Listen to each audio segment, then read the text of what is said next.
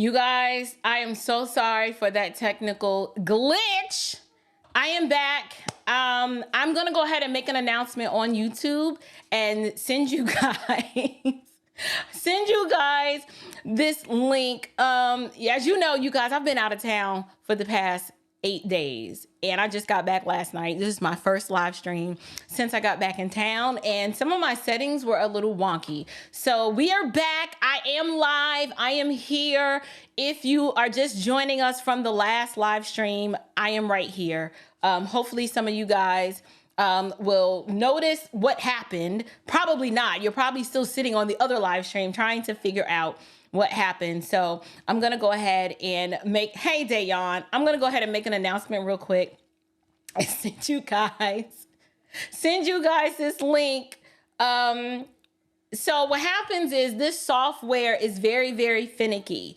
And if you just have one thing wrong, it only does what you tell it to do. And I literally told it to in the live stream after that last commercial, which was the wrong thing to do. So I am going to go ahead and let me just update the live stream, update the thumbnail right now.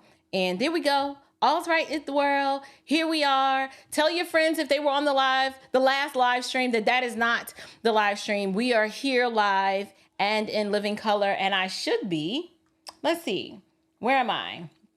Okay, I'm streaming everywhere I'm supposed to be. Praise God, hallelujah. Praise the Lord. Grace and peace, you guys. Welcome back to this Stand Under the Truth podcast, where we discuss all things social, cultural, political, and theological from a biblical perspective. Happy Lord's Day, friends. I'm back. I'm back, and a hot flash is ensuing. Yes, it is. So I'm going to wait for some more people to come in. Hey, Angela from Jackson, Mississippi. See you. Hey, Sister Betty Green. So good to have you here in the live stream tonight. Sacred Love, Brother Dion. So glad to see so many of you. I know, Sacred, you were in the other chat. So was I. You went over there by yourself. There was about 230 of us over there in the other chat. Hey, Sister Angela, welcome. Since this is your first time, I'm so glad to have you here. Peachy Nana says, Christ is King. Absolutely. I would echo that sentiment. I am not going to belabor the point. As soon as I cool down, because y'all know it could take about 3 minutes for that to happen. But as soon as I cool down, we're going to go ahead and get right into this content. If you came from the other live stream, I gave you guys a little sneak peek into what I've been up to the past couple of days, is why you have not seen me. I first left last Saturday, and I was in Raleigh, North Carolina, and I have so much footage and content from that trip. But I was in Raleigh, and then we left Raleigh on Wednesday and made our way down to Memphis, Tennessee. And I hit up Memphis and Brownsville and Jackson and Bells. Y'all, I was in the country. I was jet setting across, I think it was Western Tennessee. And I have so much to share with you guys from that experience. But that's not what this live stream is about today. Y'all ain't come here to hear what I had going on while I was traveling and working for the Lord. Tonight, you guys, we're going to be discussing some of the sacrilegious mockery that took place today at New Birth Church here in Atlanta. As you guys know, I actually live here in Atlanta. I call Atlanta the bastion of colored communism and melanated Marxism. And today we had resident apostate in chief. Yes, we had Dr. Jamal Bryant. He absolutely never disappoints. Y'all, this man is no stranger to wickedness.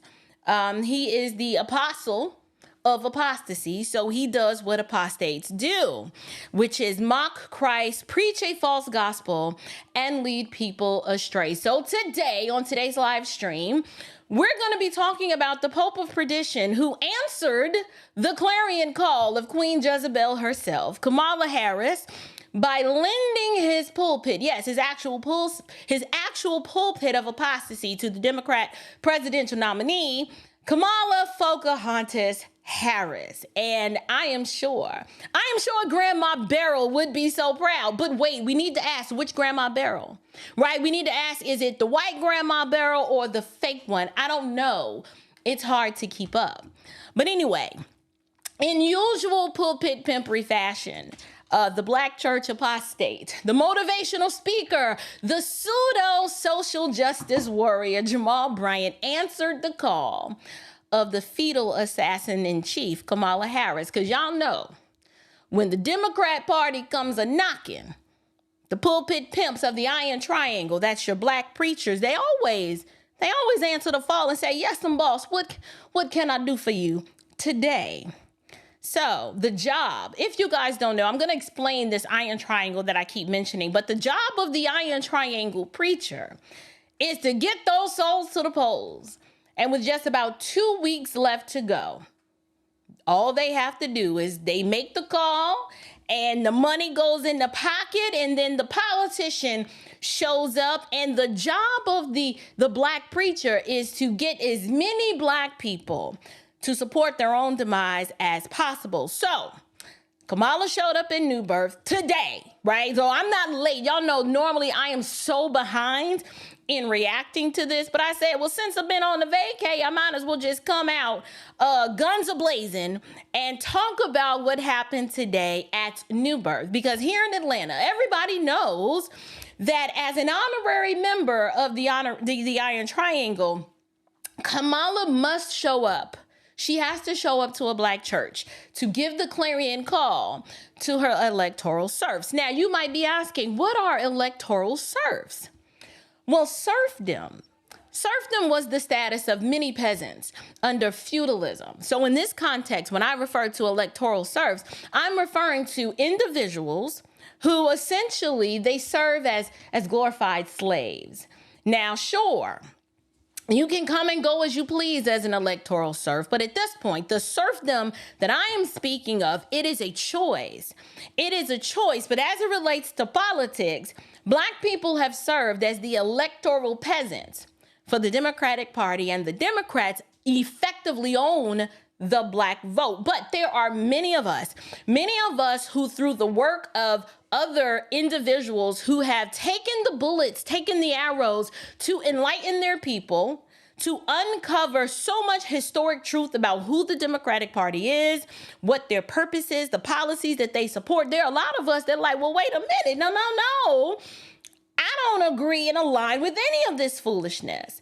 And so people like me, we're speaking out and we are uncovering the unfruitful deeds of darkness. And yes, with a whole lot of mockery, I am exposing them today. Now, as it relates to the political arm of the Iron Triangle, these politicians, they never really do anything to improve the lives of their constituents. And in fact, under their rule, things actually get worse. Just go into any major city that has a heavy political leadership that leans blue. You will notice that those cities are riddled with crime. The educational standards of the schools are relatively poor. And then jobs are non-existent. Businesses don't want to move in and set up shop there. And that's exactly the way that the black politician likes it. They like it that way. Because as long as you stay oppressed and subjugated and feeling like a victim, they get to maintain power. But that power is starting to loosen up a little bit, because too many of us have learned to function in our freedom, and we have disavowed the Democratic Party, and we have effectively pledged that we're not supporting them anymore. And so now the Democrats are starting to get scared. They're getting very, very nervous. And so now they got to go into overdrive. And then here comes the pulpit pimp. The pulpit pimp is the other arm of that Iron Triangle that effectively they come in to coerce and sometimes demand that their people throw their full-hearted support behind the Democrat politician of choice. Like I said, they never do anything to really improve the lives of their constituents. Life under their rule actually gets worse. It's far more oppressive, but none of that ever matters. The Democrat masters, they know that their electoral serfs are just pleased to receive a few crumbs from the master's table. So that's all they pretty much require. Just a little crumb, just a little, little something sprinkled down. Just give them just enough to keep them satisfied, but they never actually do anything of substance. Now, Kamala knows that no Democratic campaign is complete unless the candidate makes its business to stop at a black church. And the purpose of that is to remind those that are still on the plantation of their duty. She must remind them of their obligation to continue in the tradition of all good black Democrats. These political pimps, they always show up to beg for your vote. It's what they're good at: lying, begging, fear-mongering. That is what is pretty much what they're known for. But Kamala has shown up. She showed up to remind them on her birthday, might I add. She showed up on her birthday to remind these folks that you have to blow. You have to vote blue, no matter who. Now, it doesn't matter. And no one ever seems to care that this woman is a communist, right? Now, they'll say, well, why are you saying she's a communist? She's never come out and said she's a communist.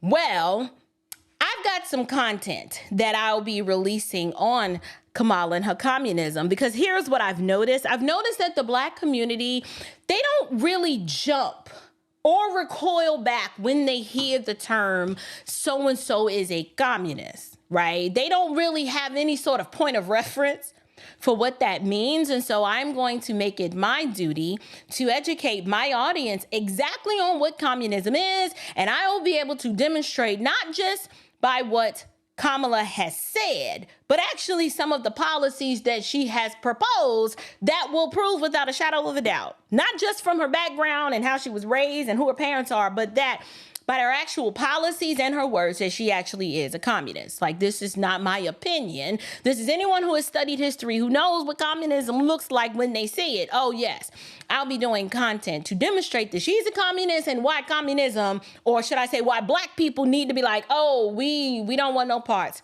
of communism. But who cares? Who cares that she's responsible, right, for the horrible state that the country is in right now? I think that's the part that many people keep forgetting.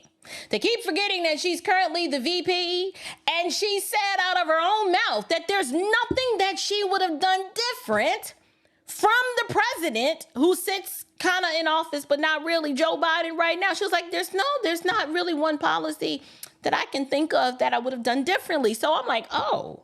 So that means this open border, you did that on purpose. And it accomplished exactly what you set out for it to do, which is be open, to let these illegals in. And you meant to give them all of our money to make them nice and comfy and comfortable. And you left us high and dry. Oh, you did that on purpose. Okay.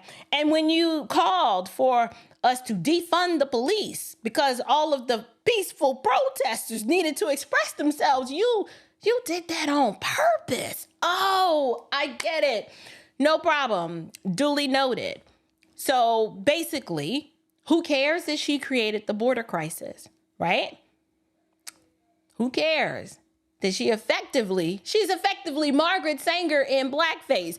Who cares that she wants to offer our military at taxpayer expense the option to transition to another gender? Can you imagine? Can you imagine?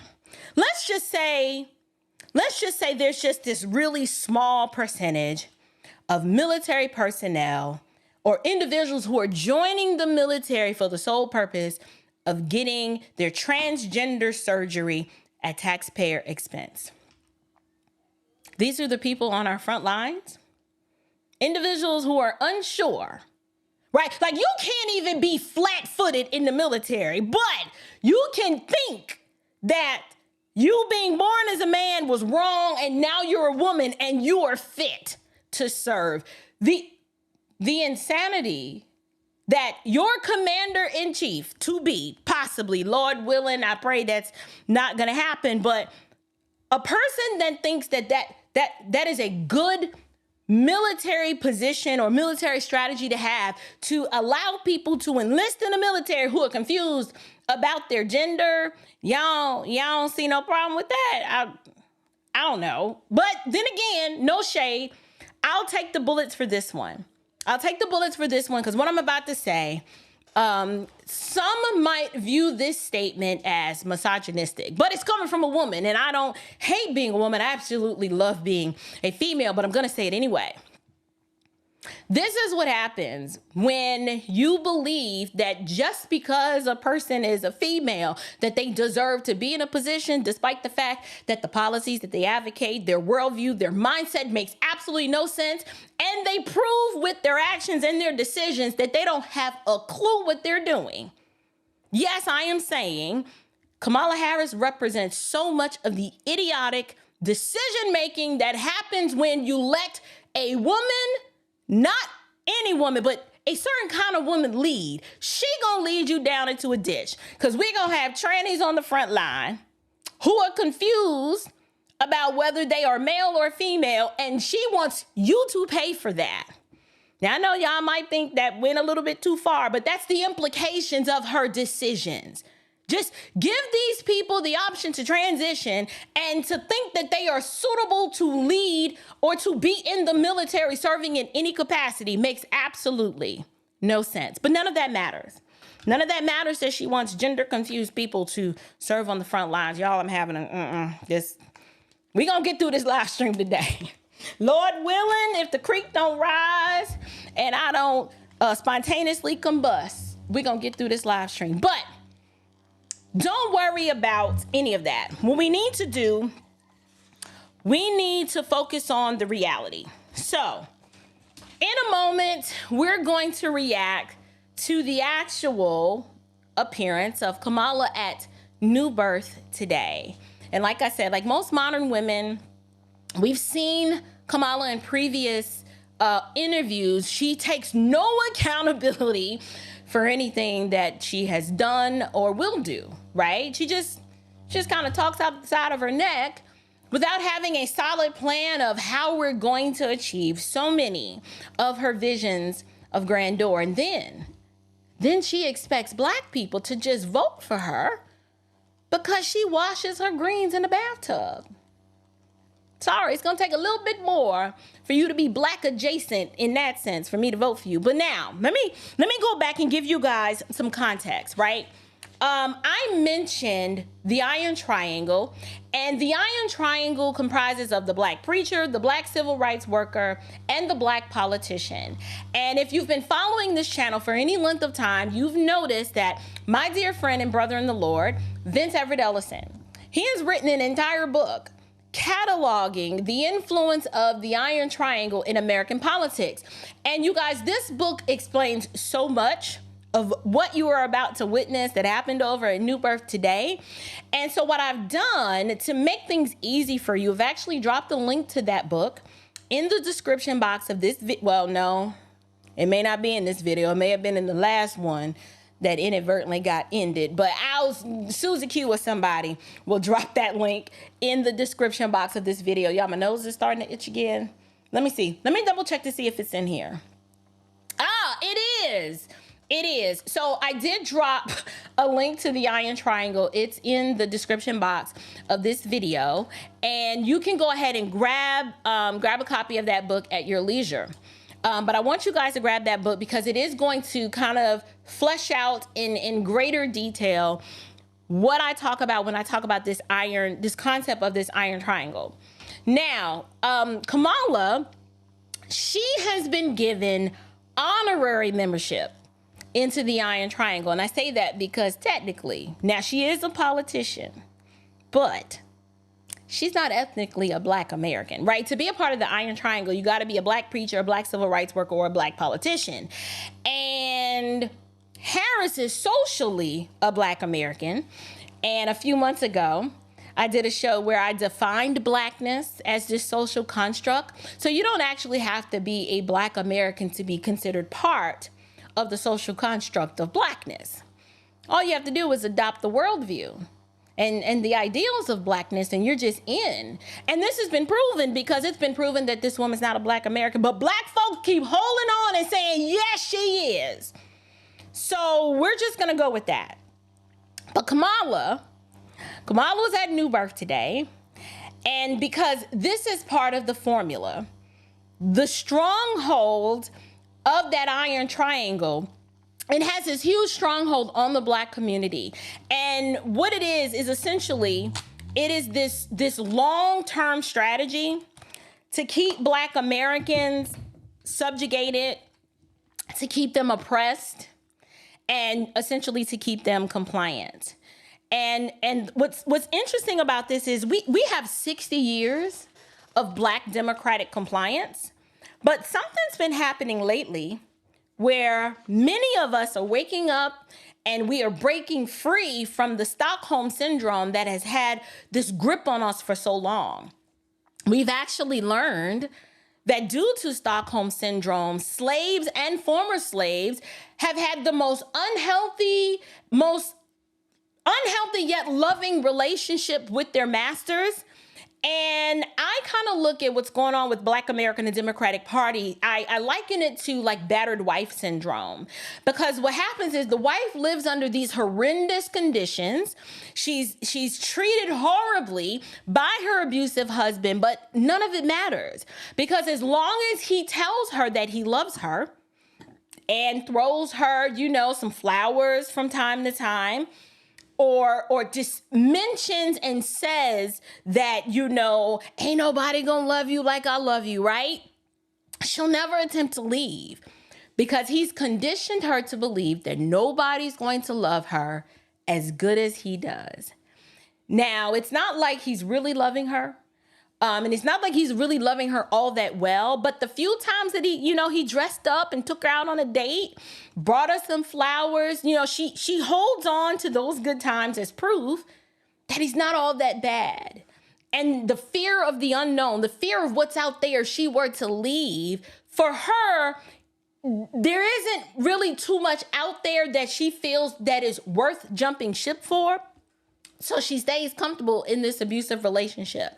And that's how I liken what's going on with Black people in the Democratic Party. But in the case of Kamala Harris, she's an honorary member of the Iron Triangle because technically she is a Black politician, but she's not a Black one, right? She only pretends to be Black when she believes it's going to score her the political points that she needs to advance to the next round. So guess what? None of that ever matters. It doesn't matter, because Black folks are suffering from what I call a severe case of narcissistic ethnic idolatry. So between the ethnic idolatry and the ethnic inferiority complex, most Black folks don't even care that this woman is playing in your face, right? Playing in your face, making up fake Black grandmas just so that she can be accepted as Black. Because here's what we know. Thanks, shout out to Candace Owens. We know that the image of Grandma Beryl in her book is not the real Grandma Beryl. But do you think the Black folks care about that? You can show it to them, show the family tree, show the lineage. Nope, most Black folks they don't see that. They don't care about that, because none of it matters. It just doesn't matter. They want to hold on to this semblance of this is our queen, this is our girl, and she's going to be the first, and we don't care that she's been lying this whole time. None of that matters. So before we get into the video, we're going to go ahead and watch it. I did want to note, you guys, that just about a day or two ago, Kamala Harris openly mocked Christians. Openly mocked them. And I'm going to show it. We're going to get into the receipts. She openly mocks Christians and then has the nerve to step her orangutan back feet into a pseudo-Christian church today to stand in their pulpit and to spew out random, unrelated, benign Black Christianese catchphrases in an attempt to garner their acceptance. I was like, ooh, can somebody make some sense of this? Well, we're going to try to make sense of it today. So let's go ahead and take a look at what Kamala had to say. I want to see what kind of word salad can she manage to toss up today. So here we go. Let's go ahead and get this queued up. Hold on. There we go. All right, you guys. Now I've cut this into two segments, right? We're going to watch the introduction that Jamal Bryant gave Kamala, because there's something that I want to point out, and then we're going to get into Kamala's speech.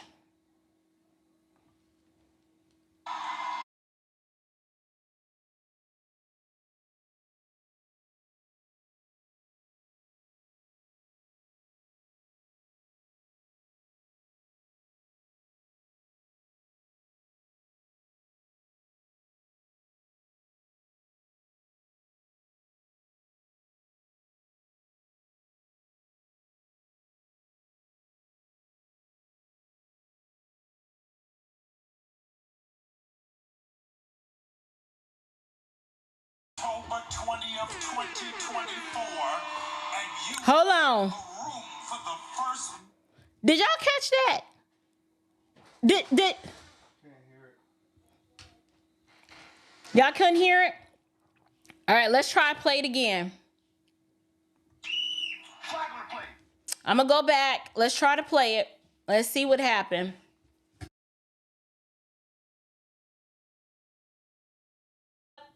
Y'all let me know if y'all can hear this. I'm gonna play it. I'm gonna mute my mic, but if muting my mic causes you guys not to hear it, then we won't do that. Let's try it again. Come on, make some noise, Atlanta. Make some noise, DeKalb County.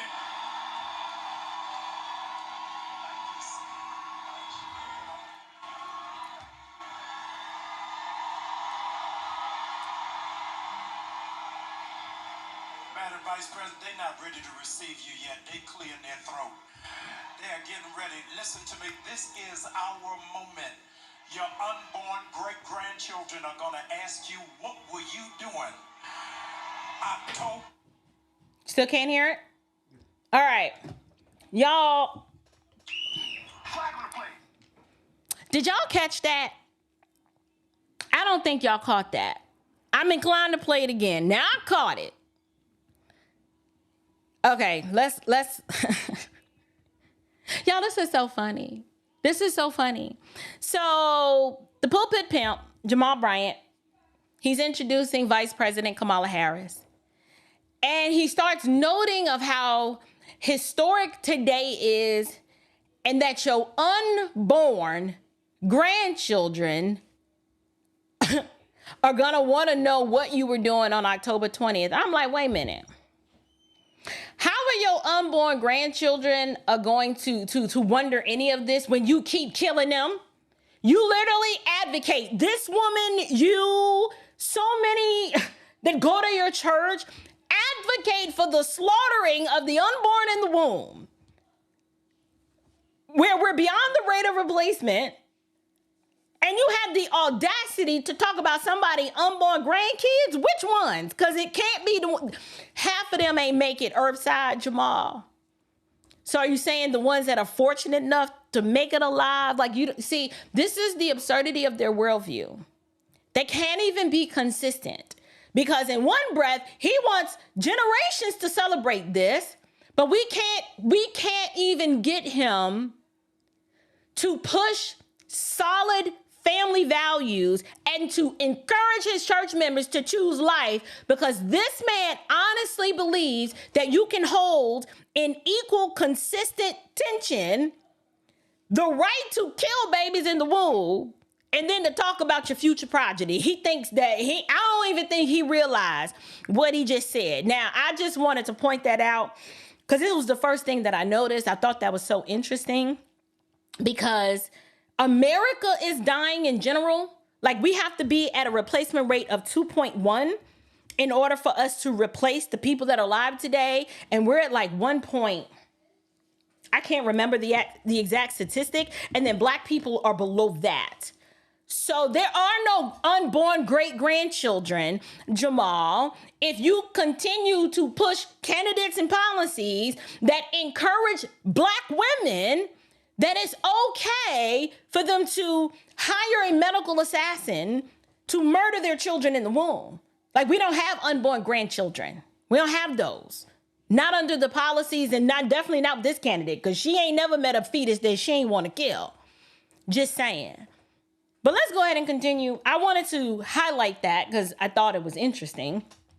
And now we're going to get into the meat and potatoes of what Jamal Bryant is about to say. So here we go.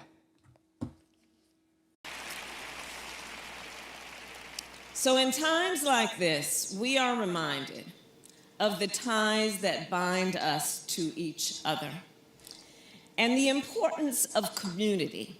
The importance of community. And that is what I know New Birth Church provides to so many people across Atlanta and beyond. And so, Pastor Bryant, I thank you for your words and for your vision. And in this election season, I also thank you for the time you have spent traveling our country to encourage people to register and to vote, because you know, and we all know, your parents who gave so much and led such an honorable life, and including, of course, among the leaders upon whose broad shoulders we stand, Congressman John Lewis. Now this, I want to make, it's funny that she brings up John Lewis because, and this is probably going to offend a lot of people. If you're new here, welcome. I love you. This channel gets a little spicy from time to time. It does. But over here, we deal in truth. And sometimes a lot of that truth is very inconvenient. Recently, I have changed my view and position on the virtue of the civil rights movement. I understand what Kamala is saying in terms of, you know, black people wanting the right to vote. I actually, yes, looking back, I disagree with the method and the whole nonviolent, let's lay on a bridge and let people kind of beat up on us for our rights. I completely disagree with that. I don't see any virtue in voluntarily allowing someone to beat on you and you not defend yourself, and then you're celebrated as a hero as if that's virtuous. Sorry, I ain't gonna be able to do it. So when she brings up John Lewis and everybody's clapping, so many of us clap because we've been told that these are our heroes. We've been told that these are the people we should celebrate, like the MLKs and the John Lewises and the Jesse Jacksons and stuff like that. But I don't think many of us have given thought to the method that these people enlisted in order to achieve their desired goal. And then I don't think many of us actually looked at, okay, what was the end goal? Did it work? Was it successful? Are we better off now? Because when I look at it, I'm like, no, we are worse off. And this is why I'm going to do a show on why I believe the civil rights operation of the 1960s was in theory, I understand what they were trying to do, but we're not better off for it. And I think legislatively, we could have legislatively obtained the right to vote without, you know, getting our behinds, you know, dogs sicked on us and hoses and stuff. To me, that was a provocation. That was agitation. And it's not virtuous to say I got beat up for the right to vote when there was another or a better way to do it. And I may not be fleshing out exactly with much clarity my views on that. And I want to take some time to flesh them out another time, but I just thought it was interesting that she would bring that up because I find that so many melanated Marxists, they celebrate the acts of the civil rights movement as if it was virtuous. But when I read the writings of individuals, even when I think about Malcolm X, I'm more on the side of Malcolm X than I would have been on the side of Martin, because you're not gonna roll up and beat me up and I'm gonna just take it and then you're gonna celebrate me for it. Like, that's just not gonna happen. But let's continue. They all knew, and by their example, they taught us that faith and good works go hand in hand. And that is especially true when it comes to protecting our sacred right to vote and getting souls to the polls. And I thank everyone for all you are doing in that regard. And I am truly honored to be in the presence of so many extraordinary leaders, including my pastor, Reverend Dr. Amos C. Brown of Third Baptist Church of San Francisco, who you heard from earlier this morning. There he is. Best expression of our... Y'all, I skipped over. What I wanted to talk about was she talks about Amos C. Brown. I don't think many of us realize that this man advocates for, he actually runs an LGBT affirming church. And this church effectively, when he took over it, went from, you know, a very, you know, prominent, thriving church to now the church is dying. And this is the pastor that she celebrates as her pastor. Now, I don't really believe Kamala got a pastor. I mean, I think this just may have been the church that she attended at one point. But the purpose of this video is to help genuine believers understand what's happening, understand who this woman is, understand theologically what she's trying to misrepresent, and just to help us think biblically about this. There's no way that a Bible-believing Christian can hold with any sort of theological integrity that your pastor can be LGBT affirming and believe the Bible. Like, those two don't go together. And so that's who her pastor is. We already know Jamal Bryant is a mixed bag of schizophrenic theological nuts. And so we're not surprised that he would allow this man to come in his pulpit and speak, nor are we surprised that he would invite Kamala here to speak. All of this, you guys, is one big dog and pony show masquerading as church, but this is not a church. This is not a church of the Lord Jesus Christ. This is not a church that's rooted and grounded in any sort of biblical fidelity. This is a political operation cloaked under the guise of a church. But this is not a church. But let me let her continue. And whose wisdom, Dr. Brown, has guided me and just been a source of comfort and solace for me for so many years. And I'm especially glad to be here on Pink Sunday.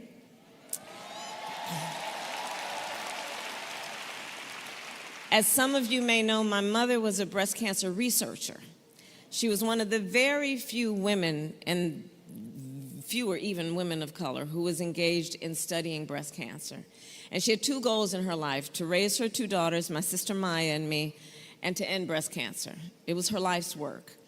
And so today, of course, then has personal significance for me, just as I know it does for Pastor Bryant and so many of you here. And so to everyone here today who knows what it means to support a loved one through a cancer diagnosis and treatment, and to those of you fighting your own battles, I am holding you close in my heart and in my prayers. And I thank you for your courage and your strength. So all of this is to say, it is so good to be here with everyone today and to worship with you. And on this day, then I am reminded, with everything that we reflect on the parable from the Gospel of Luke.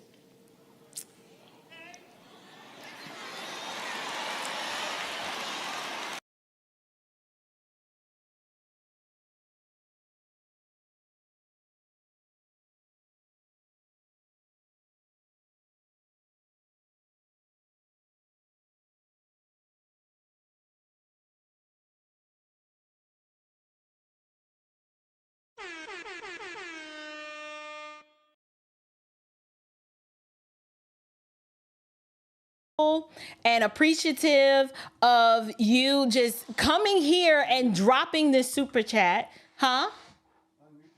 I'm unmuted. I'm sorry. I was muted. Y'all, listen, I'm rusty. Okay, give me some grace. Okay, it's been like 8-10 days, something like that. But thank you, beautiful one. I'm trying to break it down for you, girl. I am trying. But as my audience who's been with me for a long time knows, the histamine demon has crawled up in my nose and it's itching. Yeah, I know y'all noticed it. I don't snort booger sugar. That's not what this is. I have some sort of allergy that when I get if my body temperature is elevated, it just one nostril just starts to itch. I don't know what's going on with it. So just give me some grace. I love you guys. Thank you so much, beautiful one, for that super chat. I greatly appreciate it. Brother Derek Perry in the house. Good to see you, friend. He says she is not singer in blackface. She is singer in curry face. Homie. Yo, that was good. Yo, that was funny. She like coconut curry singer. Oh. That was funny. Okay, Brother Derek. I like that. Brother Derek, I called Kamala Harris Margaret Sanger in blackface, and he said, no, she is curry singer. And I just said she's coconut curry singer. That's a good one. Thank you so much for that. Shout out to you, Captain 7. Captain 7 says, the continuous efforts to shove this sugar baby down our throats is a total nuisance. And here's a nugget. Vladimir Putin said he supports Kamala Harris. That goes to show you she will hand us over.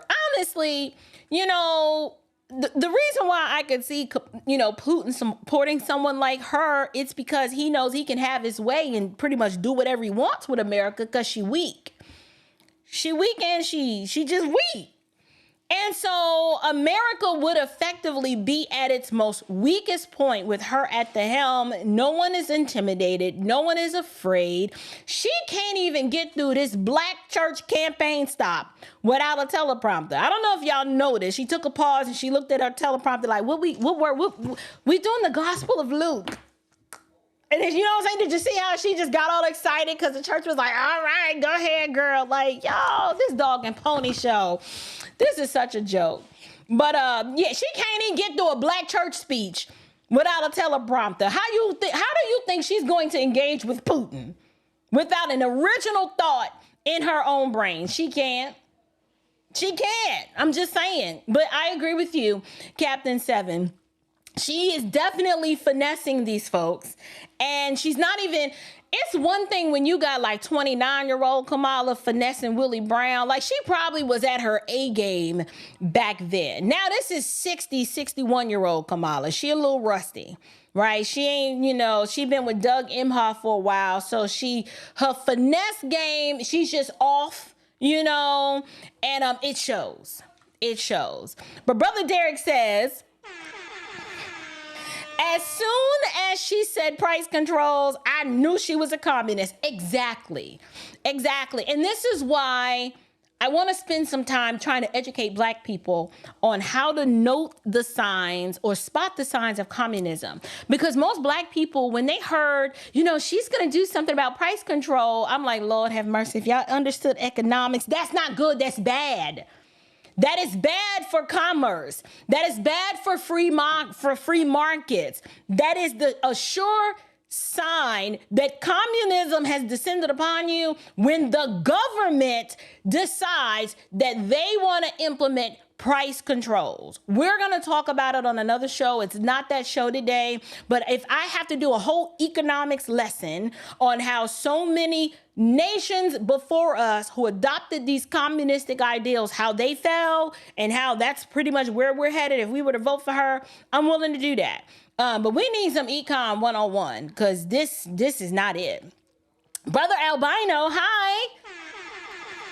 Good to see you. He says, Dr. Chuck Missler said before he died, the future of the real church, Philadelphia, is like the first century church. Bible studies in houses. The mega church is done, passe, and fake. I would agree. Here's what I'm not saying. I don't want to just make a blanket statement and say every church that's a mega church is apostate. But what I will say is that most apostate churches do lean toward more of the megachurch model. Very low on discipleship, very low on actual converted people, but it is more like a drive-through of goats and apostates to get their ears tickled and to feel good. That's what I would call Church Inc. That is the whole churchianity model. Most apostate preachers are looking to grow bigger and not deepen. They want to grow big.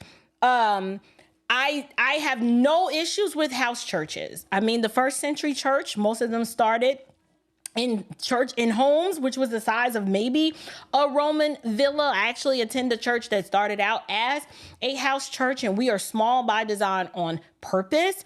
And in these last days, you're going to find as Christian persecution ticks up and increases, the home church model is probably going to be way more safer than trying to vet and attend these churches that follow this mega church model. Brother Derek, he says, what a great pairing.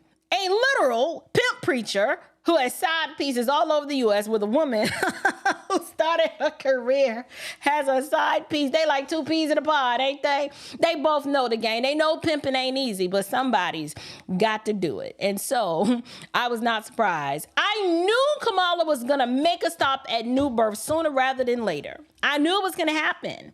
And this is the last ditch effort to rally up she got to send out that rally cry. Got to get these souls to the polls. But what I am praying is that what I can see, that more Black people are waking up and we are not buying it, and that this is just theater. They're doing their best, but Kamala is going to have less of the Black vote than Joe Biden would have had he stayed in the race. And it's backfiring because they only threw Kamala in because they thought that even if she loses, which she probably will, like if they don't do what Democrats never do, which is cheat, Democrats knew that, or thought and assumed that they could put her in and they would make her the sacrificial lamb and she'd probably lose, but she would at least help them retain enough of the Black vote so that 2028 gave them a viable chance. But no, this was the worst thing they could have done. Because my purposeful patriarchs, the Black men that I love and adore, are saying, heck to the no, no. We don't want it. We don't want what you selling, Kamala. We see right through you. You ain't about to finesse us. Absolutely not. Beautiful one. She says, preach, sister. You are so on point. Oh my gosh. Thank you. You are just... My heart is so full and overwhelmed. I ain't even got into the content yet. And beautiful one, who is now effectively the live stream sponsor for tonight, due to her enormous and generous contribution tonight. I am so thankful for you, my dear sister. Thank you for forbearing with me through this histamine itch that I'm going through, and another hot flash that has started, y'all.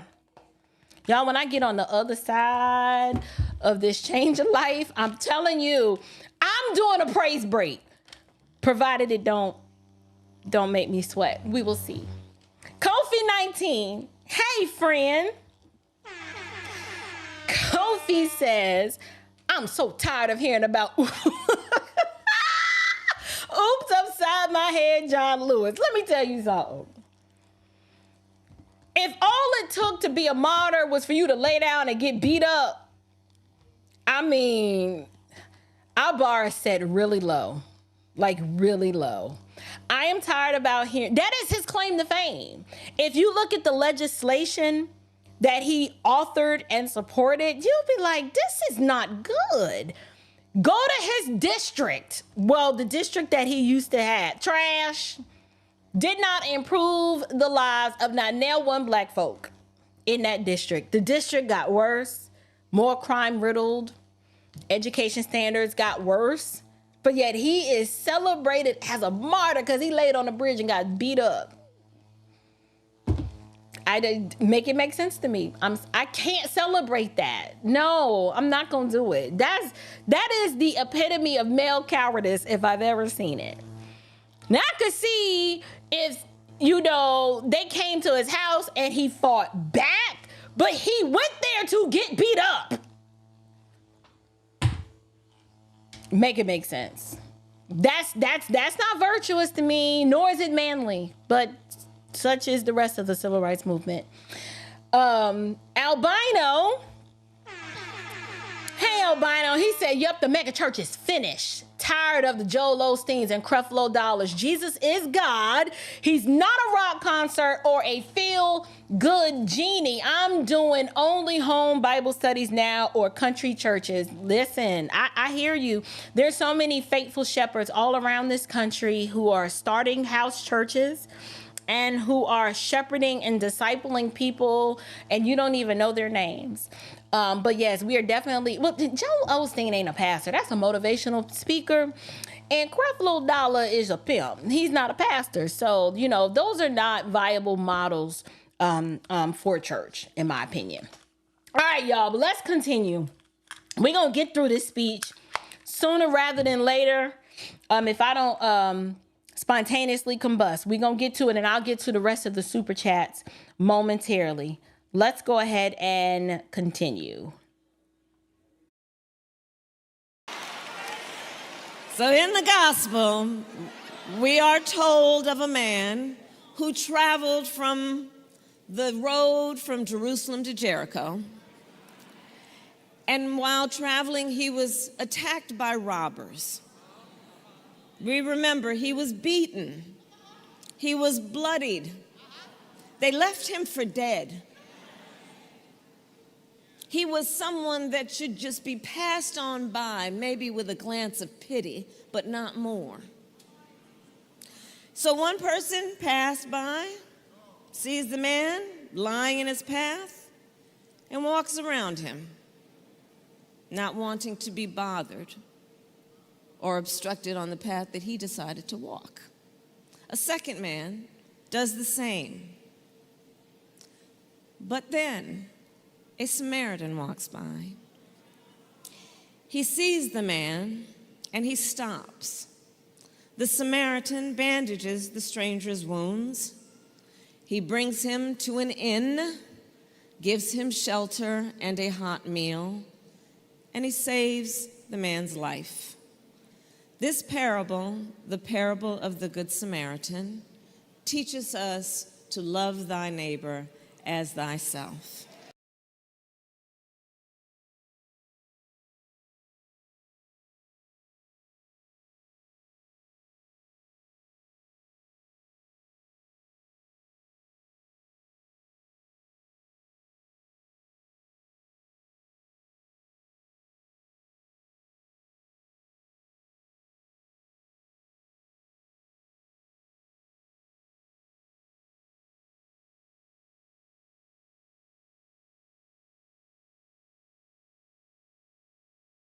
This keeps muting. Okay, y'all. I am so sorry. Y'all ain't heard nothing I just said. So we're going to start over. I paused it right when Kamala starts to talk about this parable of the Good Samaritan, because I would agree. I agree that it is important to love your neighbor. And love of neighbor definitely should start with the most vulnerable ones, like them preborn neighbors in the womb, like the ones that you just discard and don't seem to care about, Kamala. The ones that would be replenishing the Black American population if they were allowed to live, if you weren't wholesale selling us on womb assassination and teaching our women that it's virtuous to twerk, but not virtuous to be somebody's mama and their wife. Yeah, those neighbors, we don't really get to love them, because the message from you is not that all lives matter, just some lives matter. In addition to that, I don't know if Kamala's plan to tie in the parable of the Good Samaritan and love of neighbor, I don't know how she plans to tie this into her campaign and the policies that she's putting forth. But what I would say is that absolutely love of neighbor is important. And we should probably start with the neighbors that are in close proximity to us, which would be other Americans. Yes, loving Americans first, not at the expense, or should I say, we should not be extending an olive branch to illegal immigrants at the expense of your neighbors, which are Americans. I'm an American First patriot. I want to support a candidate that understands that taking care of home first matters. It is not virtuous. You are not viewed as a good Samaritan when you open up the floodgates of the country, invite those that you've not vetted to come in, and in the sense of camaraderie and do-gooderness, right? Take care of illegals and leave Americans high and dry. You will not be able to sell me on your story from the Gospel of Luke about the Good Samaritan when this is what's been your claim to fame. The claim to fame that you will not accept responsibility for. When asked, is there anything different that you would have done different from Joe Biden's administration? You couldn't think of one thing. I would have respected Kamala Harris if she would have said, you know what? Part of being a good leader is recognizing when you screwed up, and to make right things that you may have done wrong or decisions that you may have made that were not in the best interest of the people you've been called to serve. And I was called to serve as the border czar, and in the spirit of hospitality, I initially thought that we had the capacity to care for these illegal immigrants, but I've now realized that that was a bad move. Now, I'm not saying I would have voted for her, but I would have had more respect for her if she would have accepted accountability to say, our immigration system is fundamentally broken, and the idea of opening up the floodgates and letting people in when we were not taking care of our own first was a bad move. Now, I know most Black Democrats, they probably would have voted for her if she would have just owned up to a little bit of her responsibility. But she can't do that because that's too much like right. Black women, by and large, yes, I'm going to go ahead and say it. We don't score high in the accountability category. We will burn the whole house down with the family in it and sit back like, blame everybody else. We will blame everybody else except for the person who lit the match, and that's you. That's what we're going to get, and that's what we get when we deal with Kamala. She ain't gonna accept responsibility for nothing. It's always somebody else's fault. I don't know if you guys had an opportunity to see that Fox News interview that the mainstream media is trying to lie to you and say that she did a good job. Well, no. For once, we actually had someone function in the capacity of a journalist and ask hard questions, and she folded like a wet noodle. She could not handle it. The concept of accountability was too much like right. And what you saw was her get indignant and angry because how dare you question me on my record? Don't you know all of this is Donald Trump's fault, even though I've been in office for the past 3.5 years? That was her response. So I'm interested to know where she's going to go with this Good Samaritan story. I don't know where she's going to go with it, but I'm curious to find out. So let her continue.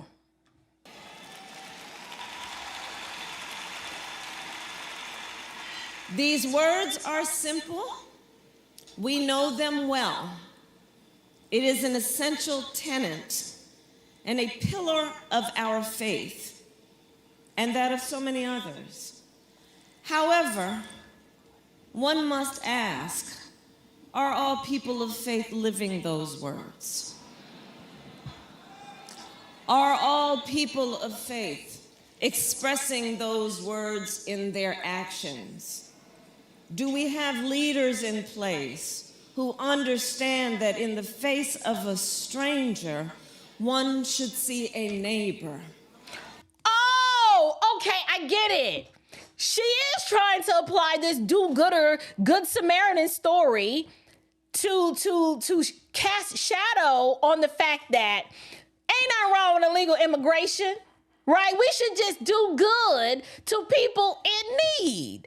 She is literally pulling on the heartstrings of these people to convince them to accept her bad policy decision of an open border, all in the name of you must be a good Samaritan.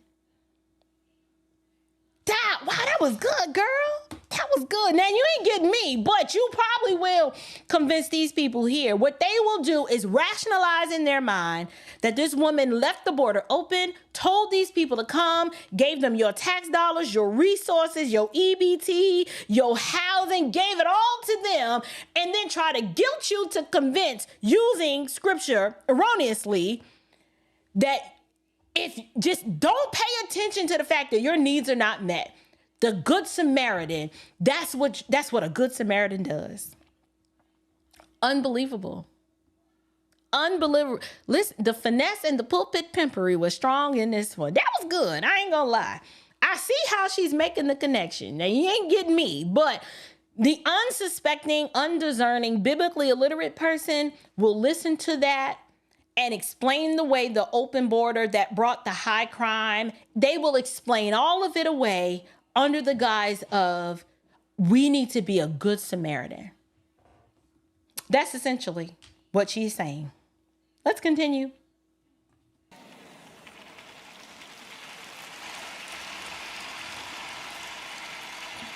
And I'll tell you, I grew up in a church that took those words to heart. As a little girl on Sundays, my sister Maya and I would go to 23rd Avenue Church of God in Oakland, California, where we sang in the children's choir, we attended Sunday school, and where after church we would go to the basement and eat a food prepared by loving hands. Mm-hmm. And where I first learned the teachings of the Bible, and my earliest memories of those teachings are about a loving God. A loving God. I find it interesting that Kamala wants to talk about a loving God, and she wants to invoke these memories, many of which I believe are pseudo memories. I'm not saying that she never stepped foot in a church or didn't sing in some kids choir, but she has lied so much about her origin story that we really don't know how much of that is actually true. But I'm bringing this up because she's trying to pull you in to make you think that she is just like you, church girl. She is just like you, drummer on the drums, who you grew up in church and sang in a little kids choir, then went downstairs and had you a fish fry chicken dinner with the church punch and the church cake on the side. Like, she's trying to appeal to you as if that's really her life. I'm sorry, that was not her life. Nobody believes that. But she's selling it as a part of her origin story, thinking that if she can at least relate to these people, they will feel some sort of connection to her and they'll overlook her trash political record. That's what this is all designed to do. That's what it's all designed to do. But then she starts talking about this loving God, right? God is love. Isn't that what the left likes to do? The left creates this idol. This false, I'm getting a phone call in the middle of the live stream. Lord have mercy. I'm sorry, you guys. What Kamala is trying to do is to present to you the false God she's created in her mind, which is this God that's all love and no wrath, all love and no judgment, all love and he's just love. Love is love, right? This loving God doesn't have standards or requirements, doesn't require repentance, doesn't require Jesus as the only way. It's just this semblance of a daddy God in the sky that doesn't see anything wrong with slaughtering babies in the womb, that doesn't see anything wrong with sexualizing your children and promoting transgenderism, not just here in this country, but internationally and abroad. Because yes, they are exporting that worldview into other countries, and that's why other countries don't really want to fool with us, but we don't have to talk about that today. But this loving God that she speaks of is an idol. It's not the God of the Bible, because yes, God is love, but God is also angry with the wicked every day. That's Bible.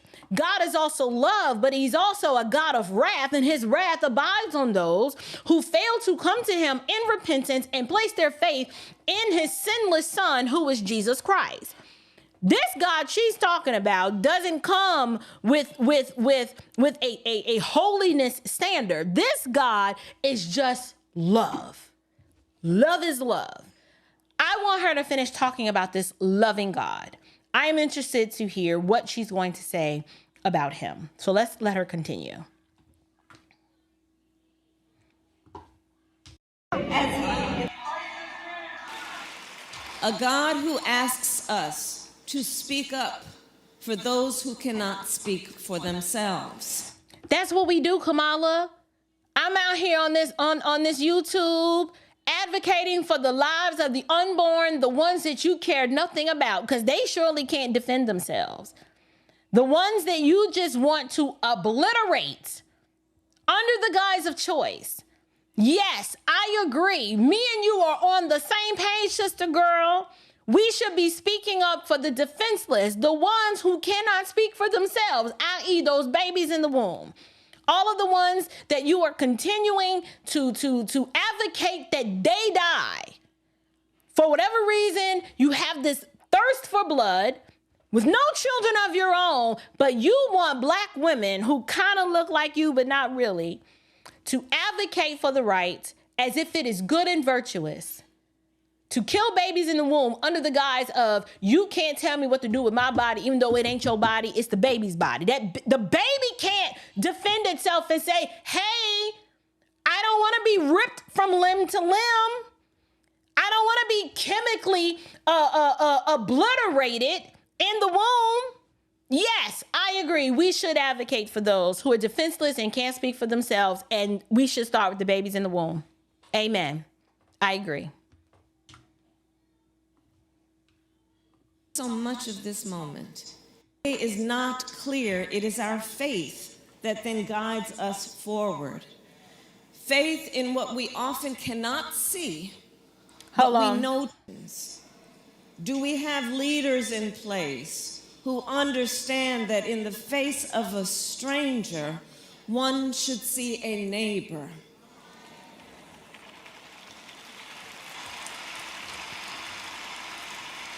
One more thing, I'm trying to understand, how do you see a neighbor in the face of the stranger? By definition, it's a stranger, not a neighbor. Now, I think you can be neighborly to a stranger, but you need to vet the stranger first before you just start treating it as if it's a neighbor. I don't know. Something I just thought about because she just said that. And I'll tell you, I grew up in a church that took those words. Okay, hold on. And eat food prepared by loving hands. Okay. And where I first learned the teachings of the Bible, and my earliest memories of those teachings are about a loving God. A loving God. A God who asks us to speak up for those who cannot speak for themselves, and to defend the rights of the poor and the needy. And for me, like for so many of us, church is then a place of growth and belonging and community, a place where we are reminded of the incredible power of faith and fellowship. And in moments of difficulty and uncertainty, when the way is not clear, it is our faith that then guides us forward. Faith in what we often cannot see, but we know to be true. Faith in what we cannot see, but know to be true. And I say that because in this moment, across our nation, what we do see are some who try to deepen division among us, spread hate, sow fear, and cause chaos. Wait a minute. Wait a minute. All we have heard from her campaign this entire time has been Orange Man bad. Orange Man bad, that's all we've heard. Mind you, we've already lived under the Orange Man bad and we want to go back. I don't know about you, but I want to go back to the Orange Man bad, the Orange Man's bad economic policies. Like, I want to go back to that. Yes. I want to go back to that. I want to go back to when we were energy independent and that gas was like $1.98. Yes, I want to go back to that. I want to go back to when the Orange Man bad was in office and that inflation was like really, really low and you could actually afford goods and services with the income that you received. I want to go back to that. So yes, I agree. You've spent a lot of time fear-mongering, telling us that Donald Trump is a threat to democracy when you defied democracy, when you weren't even on a ballot, but yet your Democratic constituents were told you were the candidate. I don't know about y'all, but I participated in a primary and I got to choose for the party that I chose to vote for who we were going to advance to the general election. Democrats, y'all can't say that, but yet this man's the threat to democracy. They've spent a lot of time fear-mongering, trying to convince people that Project 2025 is Donald Trump's plan, when in actuality, the Heritage Foundation puts out a policy platform every election cycle, and not one time have we ever seen any candidate actually take up the mantle of whatever Heritage Foundation puts forth and makes it their policy platform. That's never happened. And we keep saying over and over again, even though personally, as a constitutional conservative and as a Christian, I really didn't have many problems with Project 2025. I'll be honest and say that. I think it would actually be good for America to course correct from the lunacy that we keep getting shoved down our throats from the left. But it doesn't matter. She's been lying about what Project 2025 is, what it represents, what it would mean. She keeps saying ignorant stuff like, they're going to destroy the Department of Education. And I'm sitting here like, wait a minute, really? Oh, you know what? That's actually not a bad idea. When you say that, The average person doesn't know what that means. They think that your kids are not going to be able to go to school and there's just going to be no education at all. And that's not what that means. What it means is that the federal overlording of the education system would end and states would be able to choose how their schools are going to be funded, what their schools get to teach, and things like that. But she knows that the average Democrat is a low information voter. So she's been making all kinds of lies and blanket statements, fear mongering. The entire campaign has been orange man is bad. I don't have a plan, but you should just trust me and vote for me. And I promise things are going to get better, even though the bad policies that we're living under now are her policies.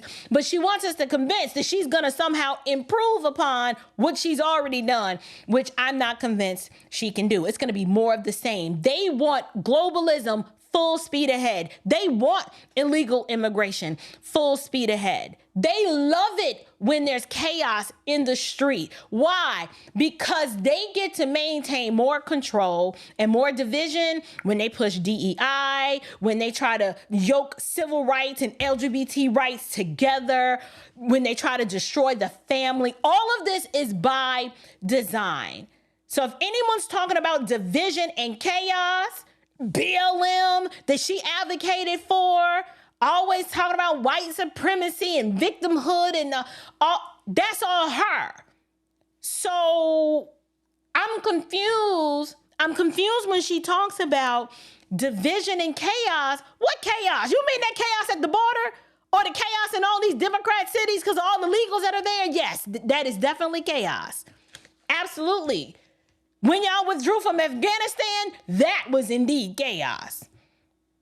What the people in North Carolina and Tennessee and Florida are dealing with as a result of you siphoning money from FEMA and giving it to illegals, yes, that's chaos. That is absolutely chaos. Let her continue. There are those who suggest that the measure of the strength of a leader is based on who you beat down, instead of what we know, which is the true measure of the strength of a leader is based on who you lift up.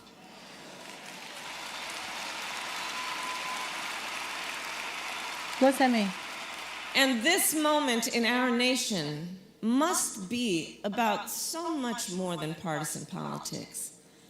It must be about looking inward and being guided by our faith. Ma'am, you don't have a faith. What faith are you talking about? You're not even a Christian. You out here masquerading as a Christian in a church that's masquerading as a church with a fake pastor. What is she y'all, what is she talking about? I look within for what? Surely you can't expect us to look into our hearts and trust our hearts. I'm struggling to understand. Her word salad is getting a little better, but it's still word salad because she's not really putting together a cohesive thought. She's putting together a bunch of different catchphrases and trying to string them together to make them make sense, but she's not really saying anything. I don't know. I'm going to let her continue some more. And this is honestly, you guys, this is my first time hearing this. I have not listened to this entire speech. So I am actually reacting to this in real time. And I'm really trying to give her the benefit of the doubt and say, you know what, the speech wasn't that bad. Or, you know, this speech really was trash. I'm still confused as to what she's talking about because we were in the Gospel of Luke and the Good Samaritan. And then now we're looking within. And some faith, some random faith that's guiding us. I don't know. I don't know. To know what brings hope and what is truly the best expression of our strength in the way that we reach out to each other with kindness and with love and with sincerity in that approach. This is a moment that is challenging us of faith. To reflect on this moment in the context of our future. We just applauded the young leaders who are here this morning. And I think so much of this moment, in the context of them, our young leaders, and what they have a right to expect, and what their faith teaches them, that gives them rightly a sense of hope. Yeah, I don't know if she's actually reading from a teleprompter, but if she is, whoever wrote this on her team needs to be fired because it don't make no sense. What? Do I need to should I rewind that back and us actually listen to it again, or is it going to kill more brain cells? I have no idea what she just said. Young leaders and reflect. What? Lady, y'all, listen, I get it. If you hate Donald Trump, fine. You cannot vote for this woman. No one ever knows what the heck she is talking about. I have no idea what she just said. And I'm going to rewind it and I'm going to try really hard. Like, I'm going to put my whole kindergarten thinking cap back on and I'm just going to try to block out the world to figure out what she just said. I don't know what she just said.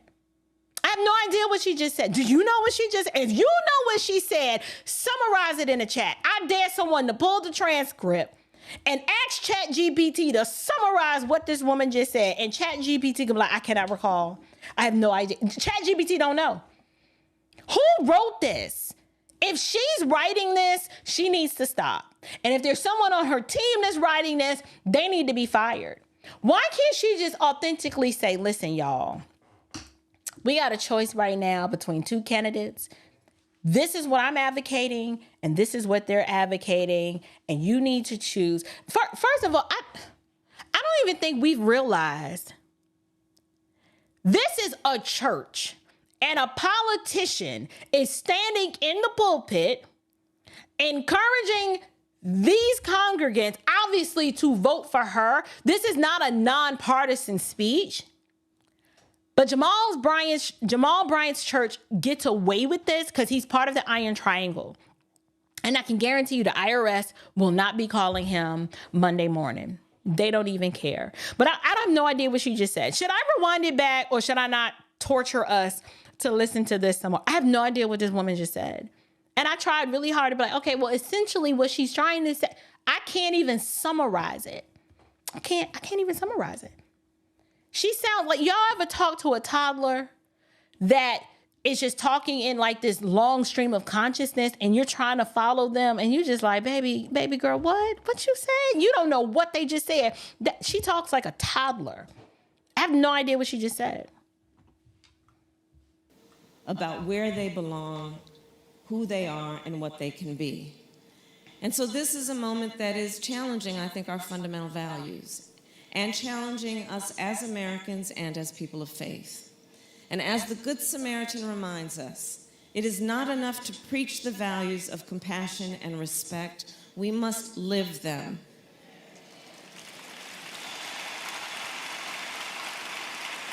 Faith is a verb. Faith is a verb. We show it in action, in our deeds and in our service. Here in Georgia, we've seen it playing out in real time in just the last many weeks, where communities have come together in the wake of Hurricane Helene. Right here in the Atlanta area, I saw the story of a reporter who was outside covering the storm, live on television when he heard some screams. He dropped everything and waded into chest-deep water to rescue a woman trapped in her car, carrying her on his back to safety. That happened here? In a town a few hours from here, one mother and her children lost power for days. And as soon as it was restored, they started a relief drive, distributing food, water, and supplies, and opened their home to neighbors in need of laundry or a hot shower. On a visit recently to Augusta, I met people who themselves had experienced extraordinary loss and devastation. Did they get their $750? Did they get their $750, Kamala? Because we know that FEMA ain't got no money. So did they get their $750? Y'all, I'm trying. I really am. I'm trying, but I'm not able. Let me get to some of these super chats. My girl.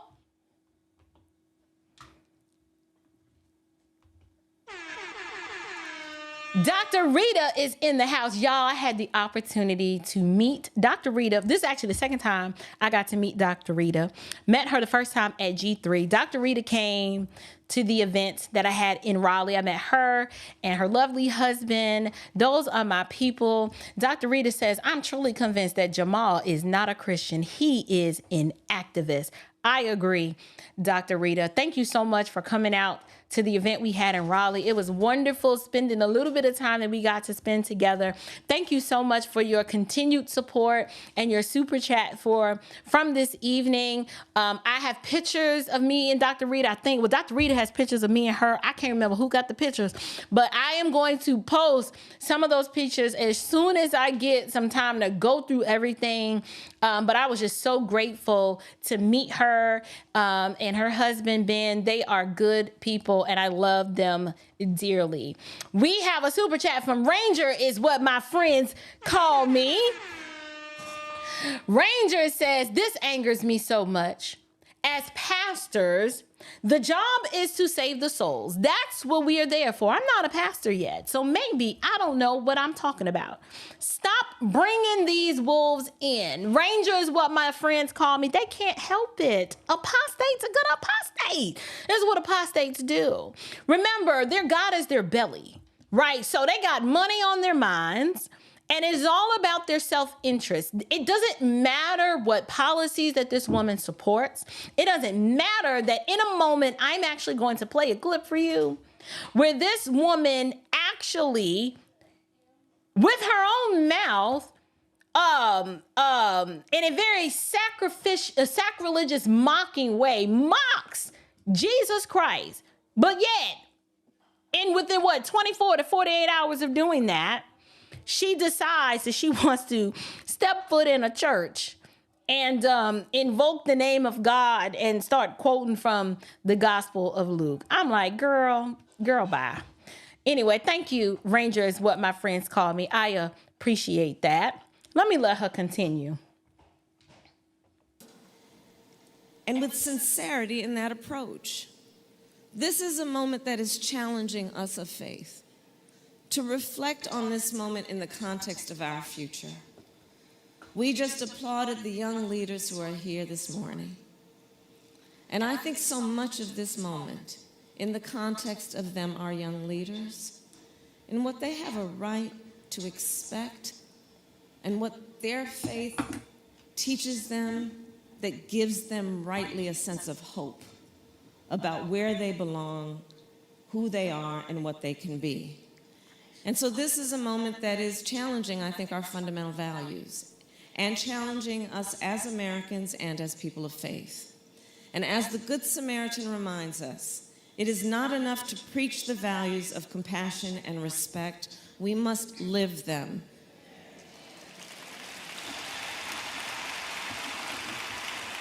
Faith is a verb. Faith is a verb. We show it in action, in our deeds and in our service. Here in Georgia, we've seen it playing a few hours from here, electricity or running water. And for that reason, I say, as the scripture tells us, we then must remember that and not be weary.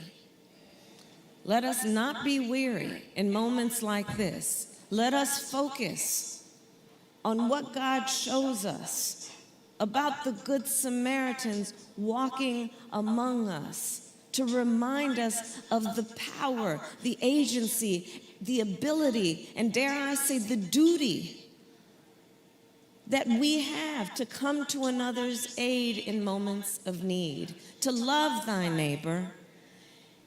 And what God is showing us is that any of us can do that no matter who we are. And I know, and I learned this at a young age.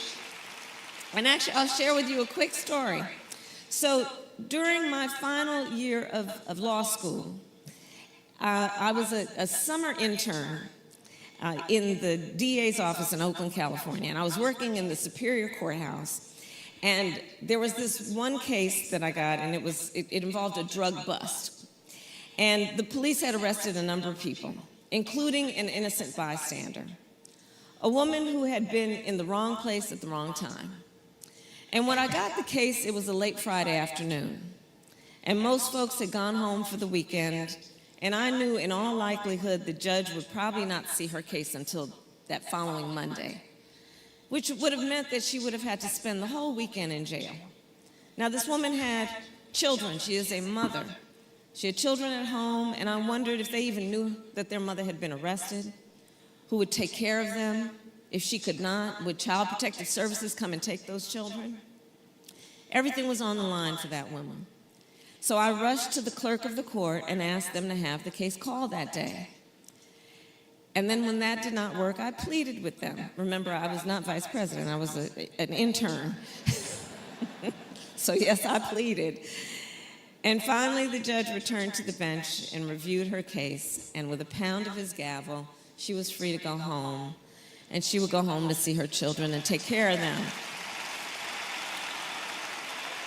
And I never did get the chance to meet that woman, but I will never forget that moment, and I share that story to say that we have all in our lives, from the earliest stages of our lives, had those moments where it has been revealed to us our power. And we should never let anyone take our power from us or in any way try to convince us we are powerless. And so I say, as we move forward, let us look at where we are and understand the lesson of the Gospel of Luke. Because right now, each of us has an opportunity to make a difference. In this moment, our country is at a crossroads, and where we go from here is up to us, as Americans and as people of faith. And now we ask a question, we face this question: what kind of country do we want to live in? A country of chaos, fear, and hate, or a country of freedom, compassion, and justice? Child. She's absolutely right. This country, we do have a choice. Chaos and hate. I mean, I don't know about y'all, but Democrats thrive off of chaos. Like, if their districts are not chaotic and in disarray, they're not happy. I've lived in Hank Johnson's district, who I saw him sitting in the audience. He was actually at New Birth. Hank Johnson's district is horrible. I recently moved from there, thank the Lord. And the longer he was the congressman there, the worse things got. Hank Johnson is very much aware of the sex trafficking that takes place off of Wesley Chapel Road, not too far from New Birth. And I literally believe that he keeps it going on purpose because somebody is paying him. I can't prove it, but it makes no sense, the amount of homelessness and sex trafficking that happens off of Wesley Chapel Road right in his district that he does absolutely nothing about. The schools are rated D. It's just a bad situation all the way around. Kamala's right. This country is at a crossroads. And she is not able to usher in any sort of economic prosperity because she doesn't know how.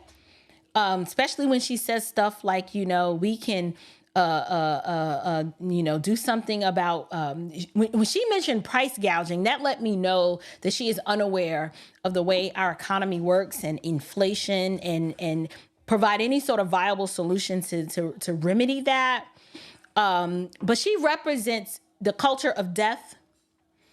It concerned me greatly that her very first campaign stop when she came to Atlanta, we didn't learn about a woman who was promoting family values and was doing anything to strengthen the Black family, but instead she gave us Megan Thee Stallion. That's what we got. We got Megan Thee Stallion and a twerk concert. That's what we got. So when she talks about these family values and respect, I mean, she was just on the Call Me Daddy podcast, a podcast that advocates for more feminism, which has effectively destroyed this country, more sexual perversion, more promiscuity. This is where she's chosen to make her campaign stops, but she could not leave off the black church because you have to make an appeal to the electoral serfs of your party to remind them that we don't need anything of substance. We don't need any sort of viable policy that's going to move us forward. We just need to vote for the symbolism. Just the symbolism. Symbolism is all that matters. This woman didn't reference Jesus not one time. Not one time did she mention Jesus Christ. Right? She didn't mention him. Now, mind you, this is the one that she blatantly disavowed a day ago. This Jezebel chameleon hates Jesus. She hates Jesus. She hates the God of the Bible. And hear me clearly. I'm not saying that Trump is in love with Jesus or confesses him as Lord or Savior, because I don't believe that he does. My argument has never been that either of these candidates represent Christ or his kingdom. That is not my argument. Nor am I saying that either of these candidates need to be a Christian for them to hold office. That's not my position. That's not my argument at all. But Harris, just a day ago, told constituents to their face that there's no room for Jesus being Lord at her rally. In fact, she told them that they were at the wrong rally and must be confused. She can't tolerate any idea of Jesus being king and Jesus being Lord. And she publicly made it her business to make sure that everyone at that rally knew that, oh, you must be at the wrong rally thinking or mentioning that Jesus is Lord. This woman mocked and has no problems mocking Christ publicly. Yet she will stand in a so-called black pulpit trying to make people believe that she's this person of faith. Let you guys take a look at her mocking the idea of Jesus being Lord. Christ is King. Jesus is Lord.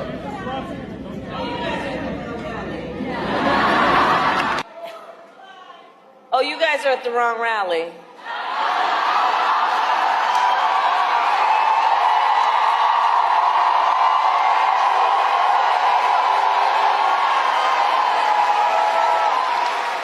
No, I think you meant to go to the smaller one down the street.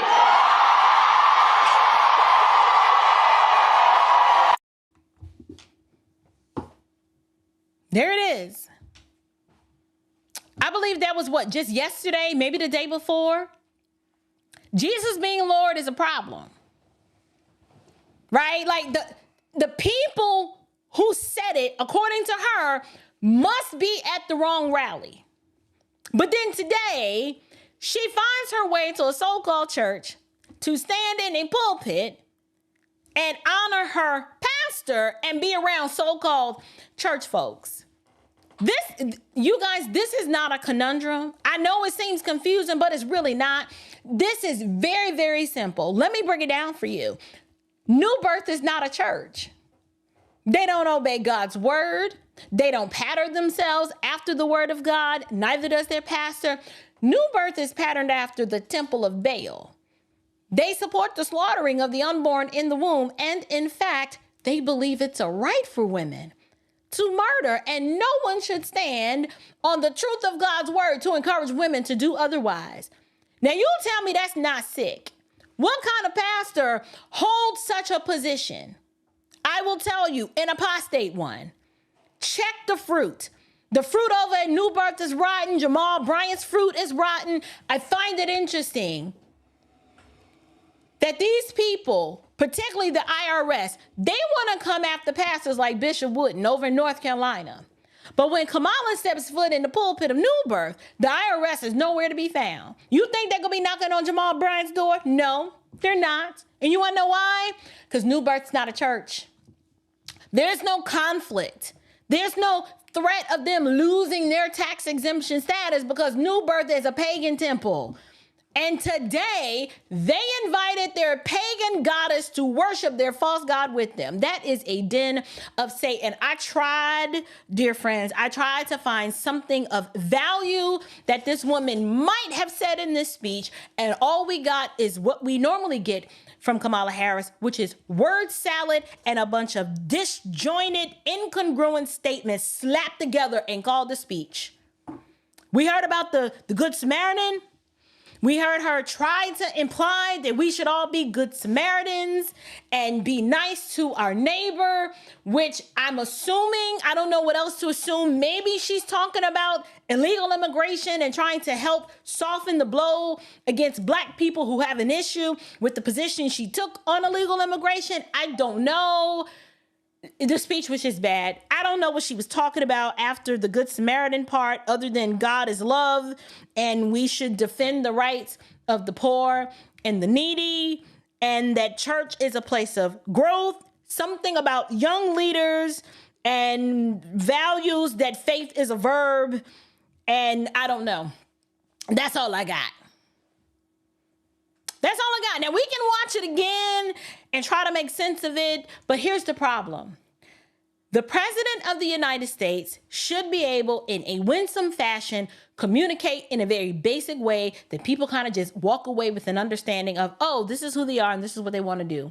We still don't know who Kamala is, because we don't even know if Grandma Barrel is really Grandma Barrel. We don't know anything. All we know is that this is the second time that the Democrats have tried to sell us on a fake Black person, push them on us and tell us it's good. And in the end, all we are left is holding the bag. We got Obama, and now this is Obama 2.0. And I don't want Obama 2.0. Fool me once, shame on you. Fool me twice, shame on me. I ain't gonna be able to do it. I'm sorry. Now, if you want to vote for her because in your mind, the orange man is just too bad, do what you got to do. I expect white liberals and melanated Marxists and you know, idolatrous Black people in general to vote for Kamala because they don't know any better. Right? They're not thinking very deeply about this. They want the symbolism, and for them, the symbolism is enough. But for me, I have children that are coming up behind me. I am concerned about the direction of this country. I'm concerned about the sexual perversion that is ever present and always being pushed by the left. I am concerned about our national debt. I am concerned about the slaughter, the judgment that abides on this country's head because of the slaughtering of the unborn in the womb. I'm concerned about so many of these things. I'm concerned about our economic climate, our energy independence. I'm concerned that we really think that we can control the weather and that climate change is an actual thing and money is being siphoned and policies are put in place to get us on board with this climate agenda when it's foolishness. There are so many things that concern me. But more importantly, what concerns me is the denigration of the family, particularly the Black family. How we are not going to be able to flourish as a people if we don't restore traditional family values again, and you're not going to get that with Kamala Harris. You're just not going to get that.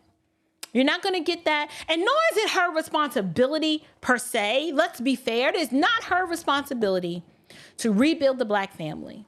Right? I think that is an individual personal responsibility. However, the ideology that undergirds a Kamala Harris presidency creates weak, chestless men and rebellious, unsubmissive, uncooperative, chaotic women. And I don't want to live in a country like that. I just don't. I said it. Yes.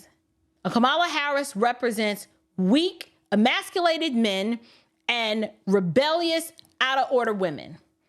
And if we hand our country over to a rebellious, out-of-order woman, we get what we deserve. We get what we deserve. But I am praying that the grace of God and his mercy, we need mercy right now. Because it would be judgment. If we are handed over to a Kamala Harris presidency, with Tim Walz as the VP, we deserve what we get.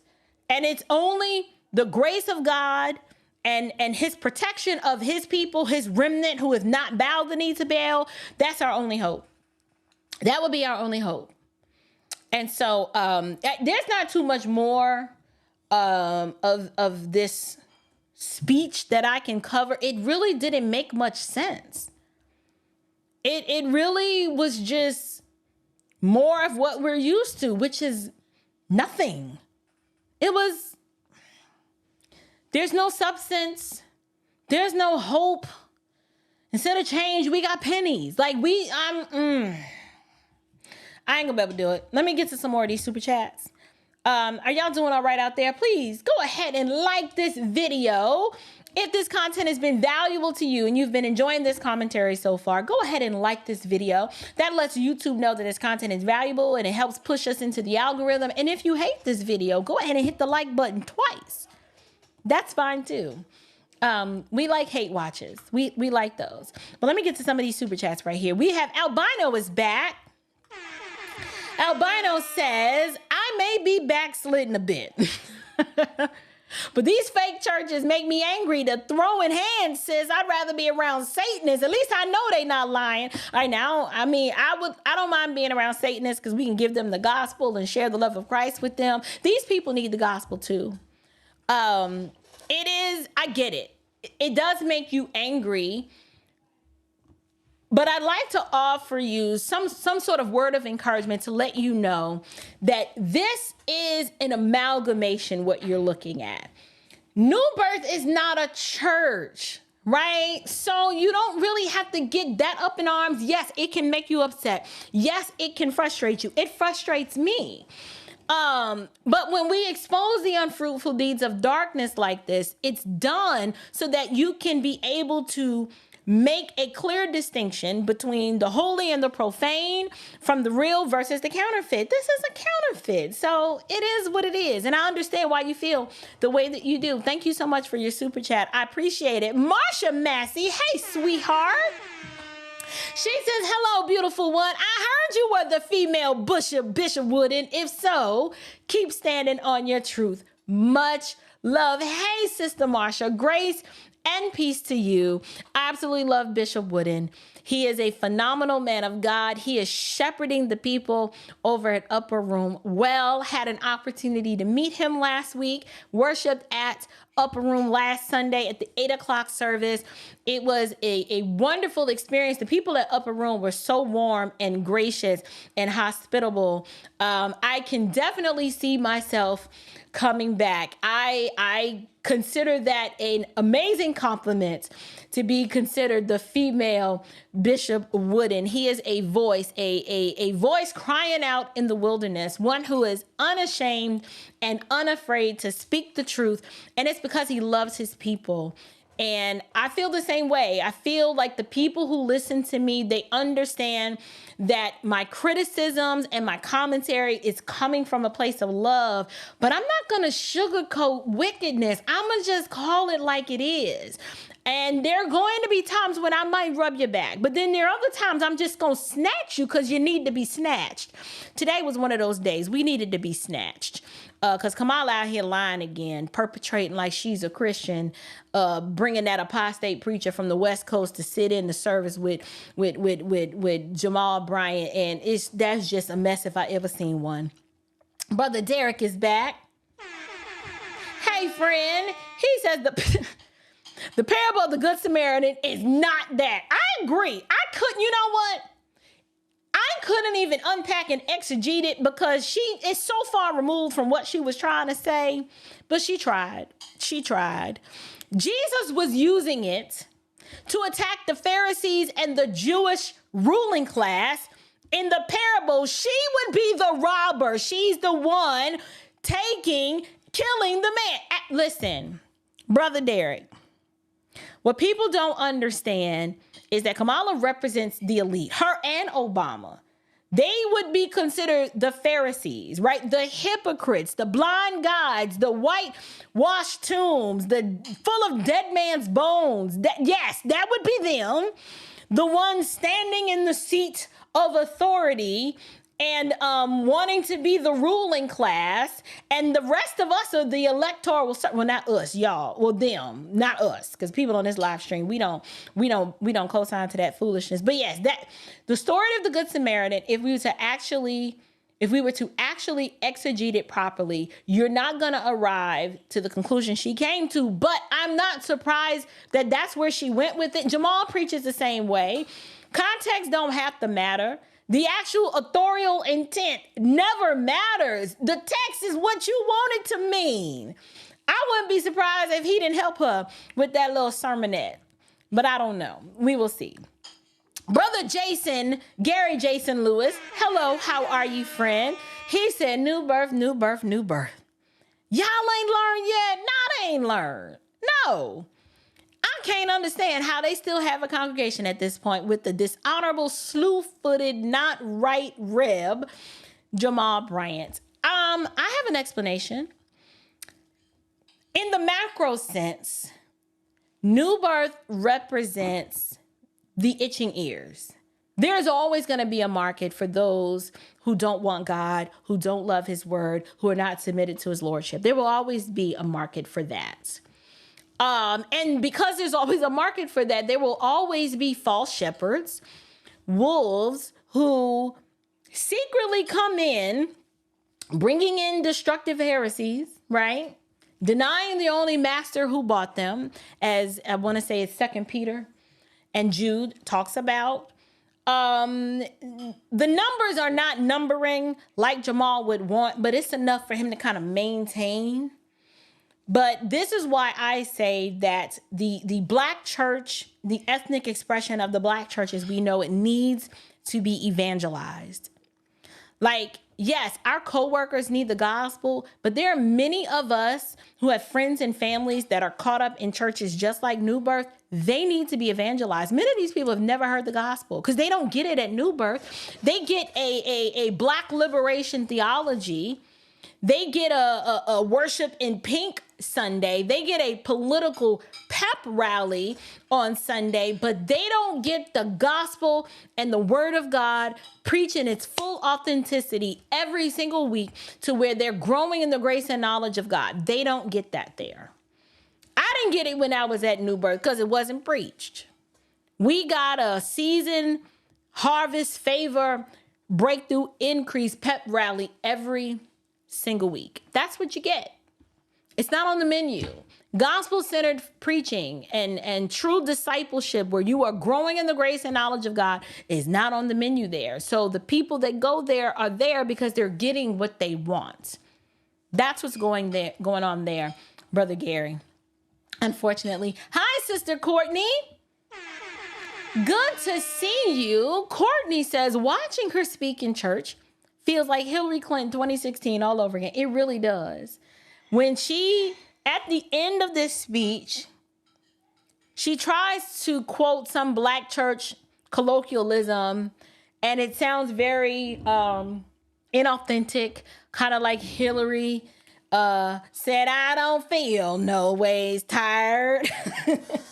I done come too far to turn back now.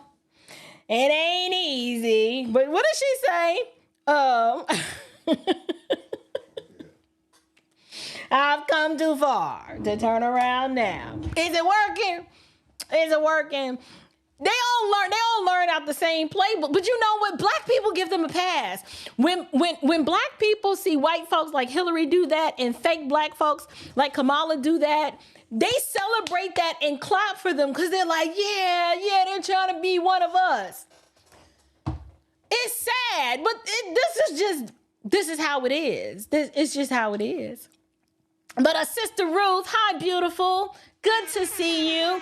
She says, sound like Kamala is lying again. When her mouth is moving, yes, she's lying. Yes, you are absolutely right. So good to see you, Sister Ruth. Thank you so much for your super chat this evening. My girl, Michelle Macon in the house. Michelle is quoting Genesis, and she says, now the serpent was more crafty than any other I pray that the Lord bring her to repentance and truth and to her senses and escape the snare of the devil after being captured by him to do his will. 2 Timothy 2:25 through 26.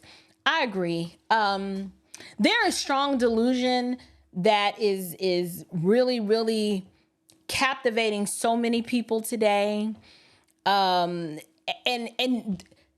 Kamala says that this election is really, we're at a crossroads, and I would agree. But I would add and say that this election is really a spiritual battle more than anything. This is a battle between good and evil. The values on one side versus the values on the other side. And if you don't have spiritual eyes to discern, you won't see nothing wrong with what Kamala is selling. You really won't. And if you have hatred in your heart on the basis of ethnicity and you're unable to look at this spiritually and objectively through a biblical lens, you will actually walk away believing and thinking that Donald Trump actually hates you if you're black. Like you're so convinced of that you can't see anything else otherwise. And so that's why I say this is really an election about a spiritual battle, because deception is so heavy that it has people convinced that right is wrong and that wrong is right. And people are so caught up in the package that either side is wrapped up in that they cannot see the forest through the trees. And that is the scary part about this. But the main point of this live stream tonight was to highlight that you have two legs, or should I say two arms of the iron triangle working in concert with each other. That's your black preacher and your pseudo-black politician. Remember, Kamala's an honorary member of the Iron Triangle by proxy because she socially fits the paradigm of blackness, even though she may not culturally. And it's allowed. Like, you don't have to be an actual black person to subscribe to the culture of blackness. Just ask Talcum X, Sean King, right? Sean King, no, he ain't black, but he subscribes to the culture of blackness, and so he's allowed. He would be your black civil rights worker. So if we had to put together a trifecta of the Iron Triangle, an example of that would be, we would put Sean King, Kamala Harris, and Jamal Bryant. That would be an example of the Iron Triangle at work.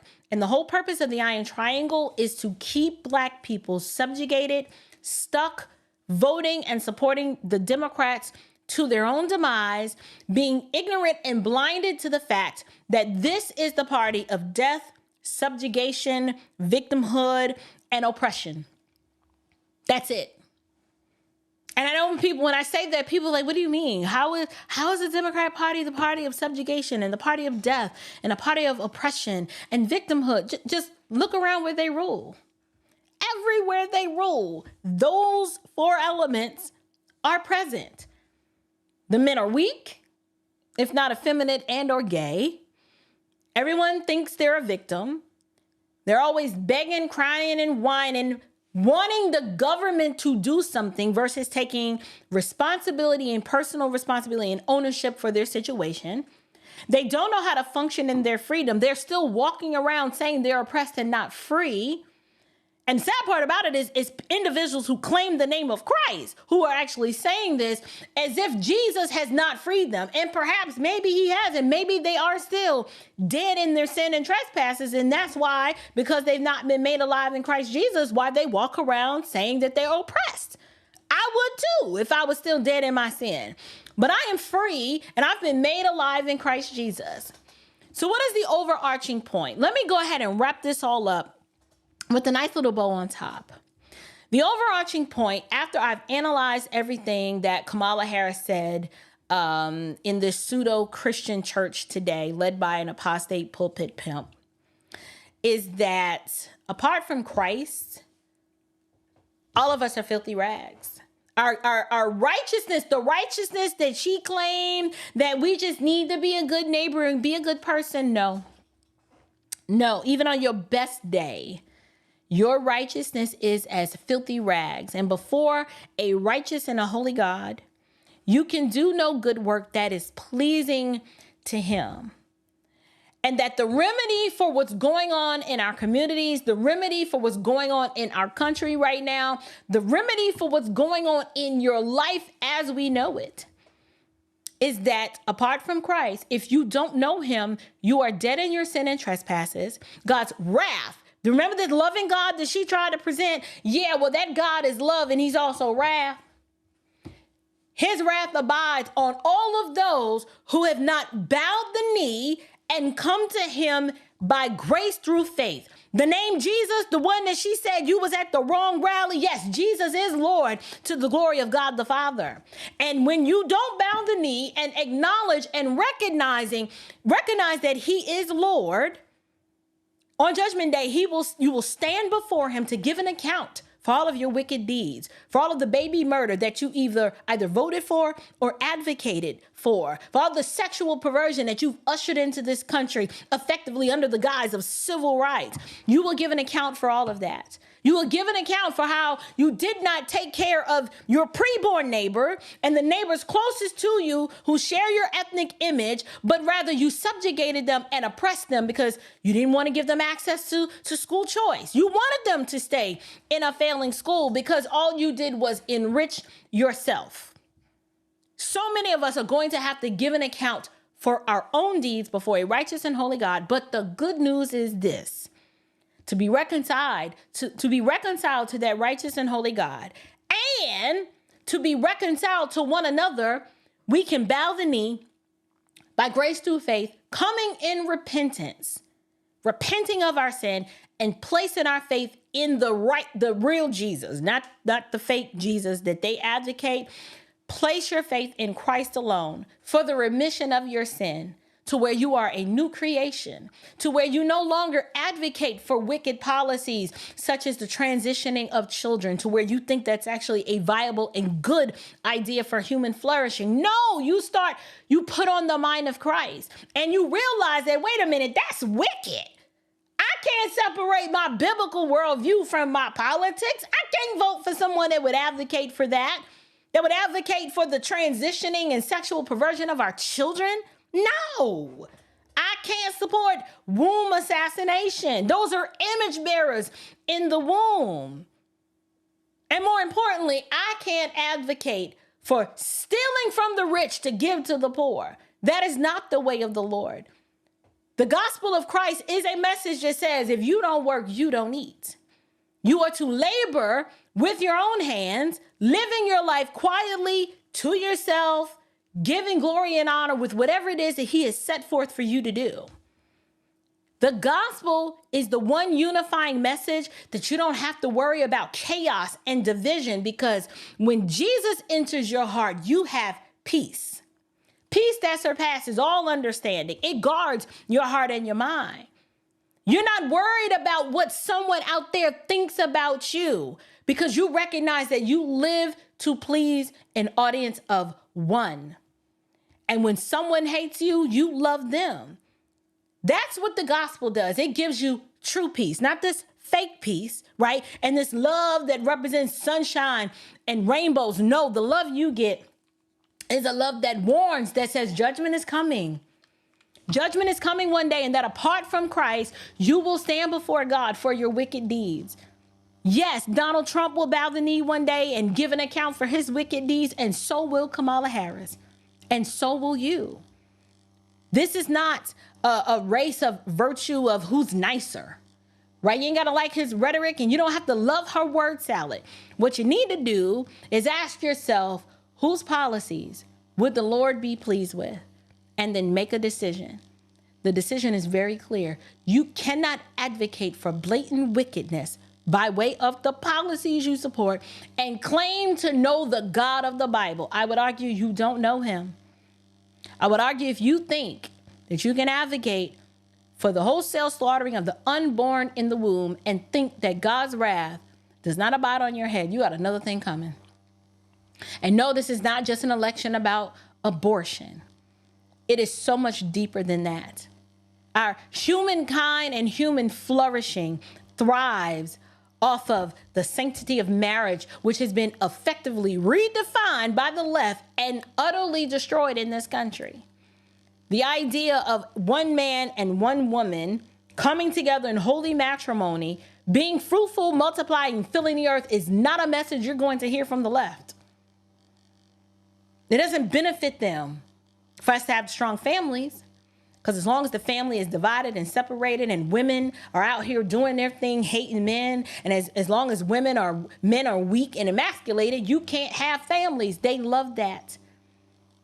It is an anti-Christ, anti-God agenda of what's being pushed on the left. And if you do not see that, you do not have eyes to see or ears to hear. And I pray that God has mercy on your soul. And so as I struggle through this next hot flash, because Lord, this one's a bad one, I'm going to get up and get ready to get on out of here. You guys will be seeing a lot of me this week. I will be probably live streaming tomorrow. I think I have a guest on Tuesday. I'll probably live stream on Wednesday, maybe Thursday, Friday, and or Saturday, because I got a lot of catching up to do. I have missed you guys so much. I was in Raleigh. We had an amazing live event.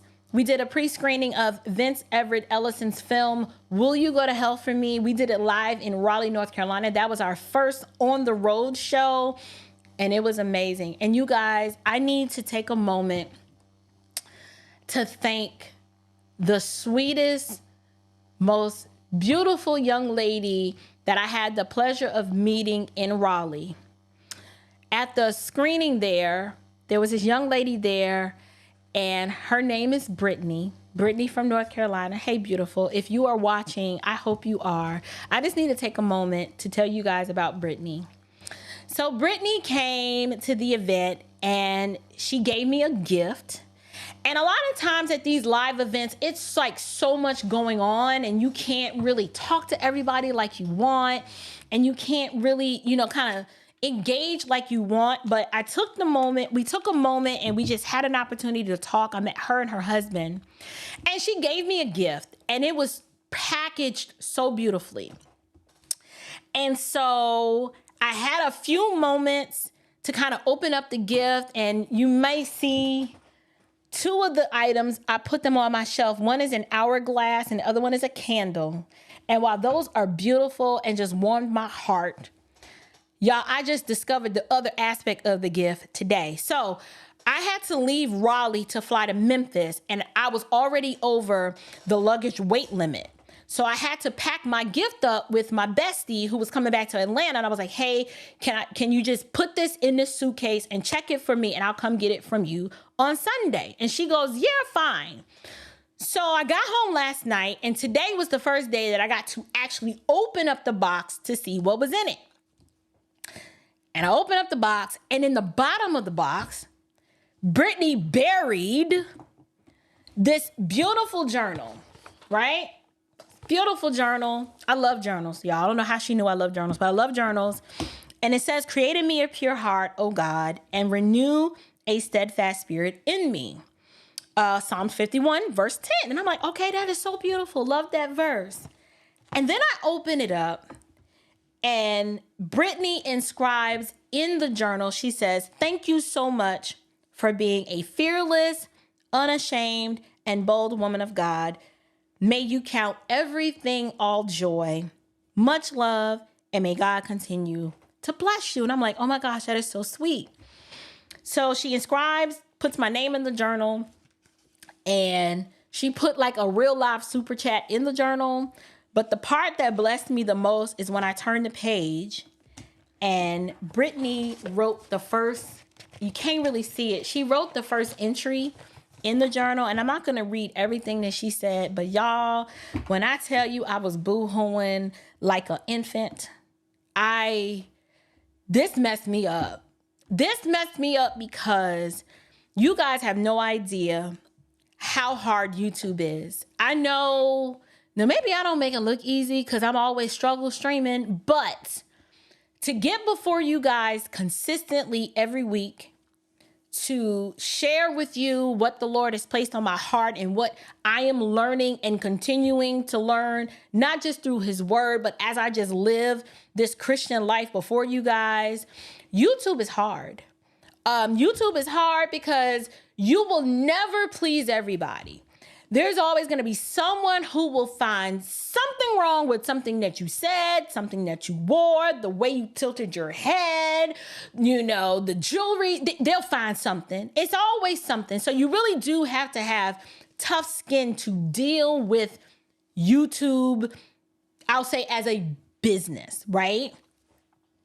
But what Brittany wrote in this journal made every negative comment, every video that someone has ever made about me, every disparaging thing that someone may have said about me, every dislike that I've ever gotten a video, like all of that pales in comparison to what this young woman wrote.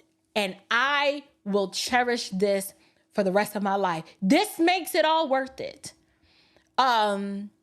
You have no idea how you're impacting people and how something that you might say or share part of your testimony, how it's going to impact someone else. You just don't know.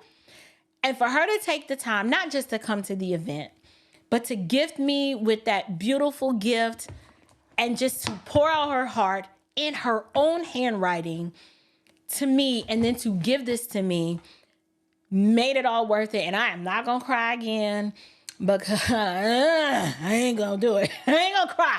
But Brittany, I just want to let you know I love you. And it was such a pleasure to meet you. And thank you. Thank you for this journal. This journal represents so much of the blood, sweat, and the tears. And I will be recording in it so much of what the Lord is going to be teaching me from here on forward. And I just wanted to thank you from the bottom of my heart. It meant the world to me. Thank you. It was just so sweet. Oh, and then my new pens. I like pens. And these pens were also a part of the gift box that she gave me. And so I just wanted to let you guys know that. And it meant so much to me. So it's my new journal. Anyway, I have a few super chats that I need to get to. I am so sorry. Phoebe's World. Hey, girl. She says, I once was blind, but now I see. Thank God. Listen, honey, nobody was as spiritually blind as I was. And this wasn't even that long ago. You guys, the Lord saved me around, I left New Birth in probably either between 2004 and 2005, but the Lord did not save me probably till around 2014, 2015. And I was indeed blind. And the scales that were on my eyes to where I could not biblically discern the truth is a testament to how salvation is of the Lord and how he literally has to come in and give you a new heart and open up your eyes to receive and accept the truth. It is truly a supernatural work of the Spirit alone. I was there. That was me, Phoebe. I once was blind. Like when I sing Amazing Grace, it just hits different, y'all, because you recognize your wretchedness and your sinfulness, and then the grace has been bestowed upon you that you know you don't deserve. Don't come to me singing Amazing Grace. Not without some tissue. Not without some tissue. But thank you for that super chat. Brother Andre, hey. He says, love to see our people moving away from deception. Keep it going. Absolutely. Listen, I'm going to go out on a limb and I'm going to make a statement and I'm not going to apologize for it. While I was on my trip, it was me, Vince Ellison, the big homie, Henry Morris. We were all traveling together. And what we realized is that the impact that the Republican Party is having in terms of people moving away from the Democrat Party has nothing to do with anything special that the GOP is doing, because they're not doing anything. What's waking people up are independent content creators, YouTubers, and influencers who are out out here in the open marketplace, in the public square, sharing their stories and speaking out saying, we don't want this. We're the ones who are going to take credit. From that 96% Democrat loyalty clip, I'm praying it drops down to 70%. Because if they've lost that much of the black vote, Democrats are done.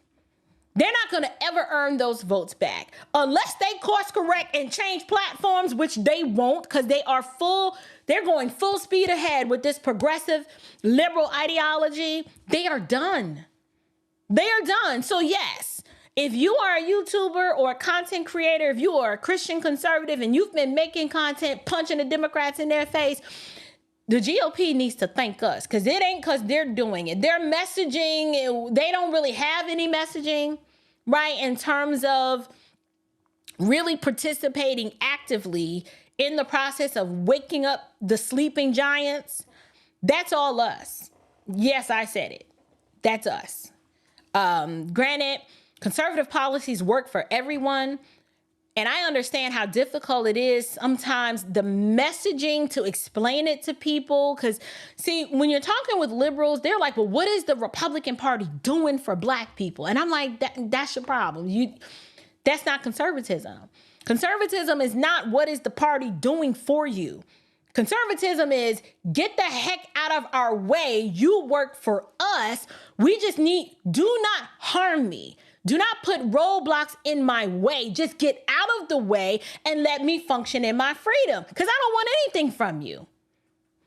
That's what it means to be a conservative. But if you've been a Democrat your whole life, you're looking like, well, what policies? What are they going to give me? You don't want them to give you nothing, because the more they give you, that's more power and control.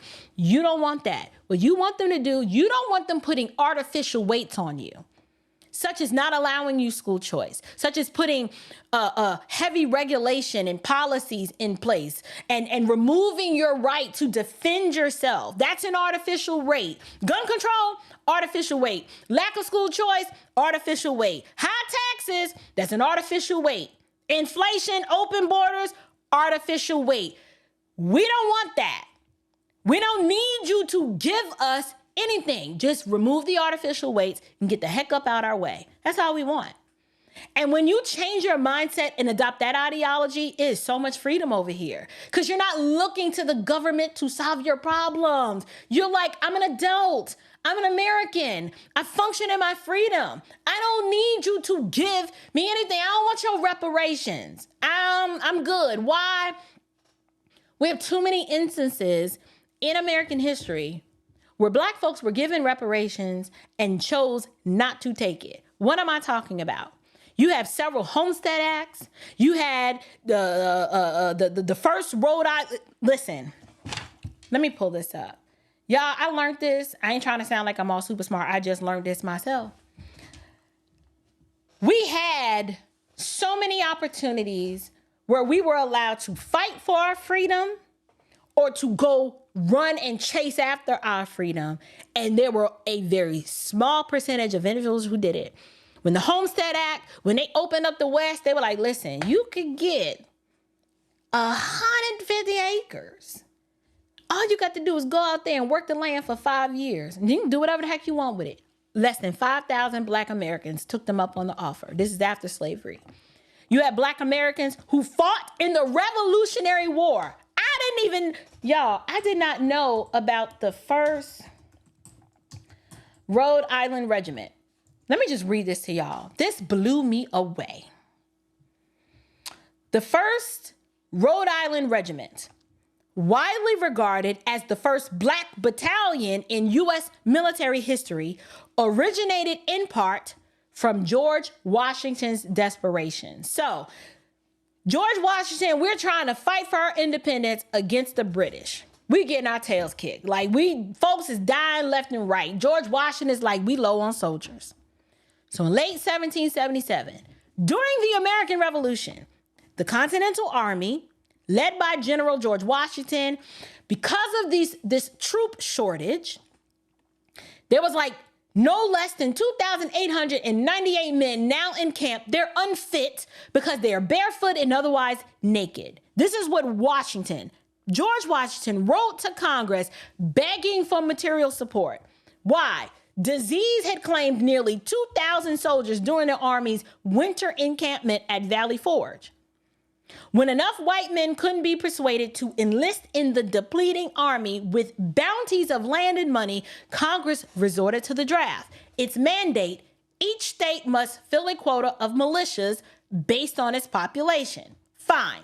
Rhode Island, the smallest state with a population under 60,000, on the eve of the Revolution, needed to fill 2 battalions. When the state couldn't recruit enough white men, its leaders appealed to Washington to allow both free and enslaved black men to enlist.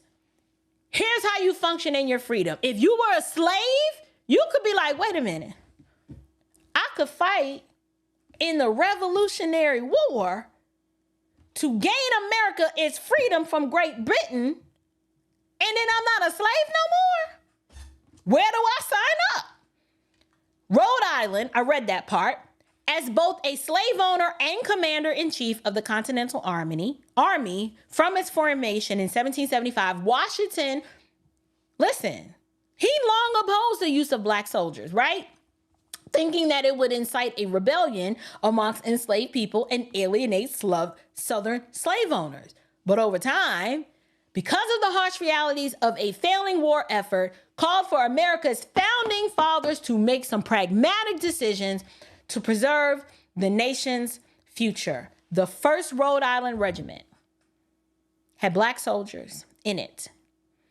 This regiment was one of the few in the Continental Army to serve all 7 years of war, and the unit distinguished itself in battles from the Siege of Boston to the Battle of Rhode Island and beyond to the culminary Battle of Yorktown. Y'all, black men fought in the Revolutionary War to earn America its freedom from Britain. Slave men and free men fought side by side. Those who were slaves had the opportunity to fight for their freedom. Not beg for their freedom, fight for their freedom. I thought that was pretty incredible. I was today years old when I found that out. You had an estimated 20,000 enslaved men. They fled slavery and enlisted with British forces. So you had some freedmen who were like, I want to fight on the side of the soon-to-be Americans. And then you had some men who were like, I'm going to fight for the British.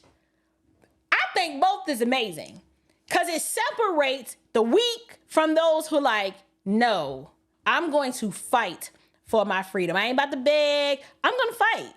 And if I die, I die. I'm going to take the hard road. But at least I can say the blood of slave and free men mark this country. So the idea that this is not my country is lost on me when I learned that there were African slaves and African free people who fought for this nation's independence. That was amazing to me. Absolutely amazing to me. A battalion of Negroes can easily be raised there. General James Mitchell Varnum, an attorney and one of Washington's most trusted officers, became the most ardent supporter of forming a black regiment in Rhode Island. One of his most radical proposals to Washington was to counter the shortfall of the white recruits with enslaved men, along with free black and Indian men. So now you got a regiment with black slaves, black free men, and indigenous people. Would you look at that? Would you look at that? And this is way before the Civil War. This is at the country's infancy. In our inaugural stages of formation, you had free blacks, slave blacks, and indigenous people who fought for this American freedom. It is imagined that a battalion of Negroes can easily be raised there. The Slave Enlistment Act, passed in 1778 stipulated that any enslaved person accepted to the first Rhode Island be immediately discharged from the service of his master or mistress and be absolutely free, as though he had never been encumbered without any kind of servitude or slavery. Do not tell me, y'all ain't gonna like this. Do not tell me that slavery was not a choice.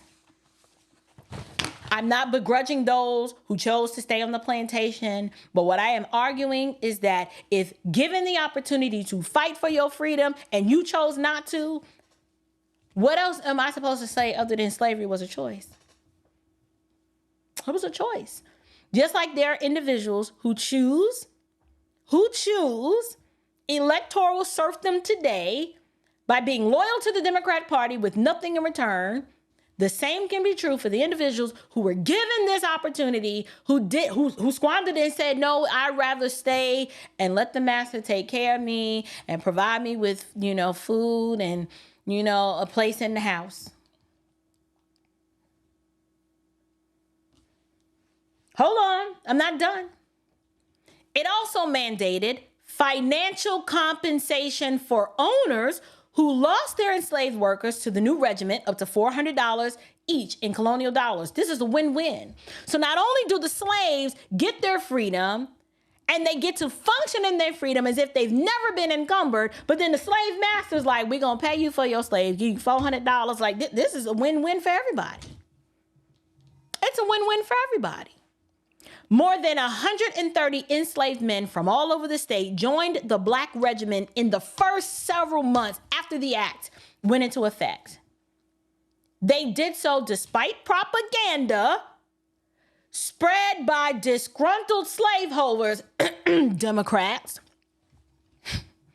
who in trying to, no, Democrats didn't exist, but these probably were the makings of the Democrats, who in trying to quell an exodus of enslaved men asserted that Black soldiers would be placed in the most frequent frontline danger and if captured would be sold into bondage in the West Indies.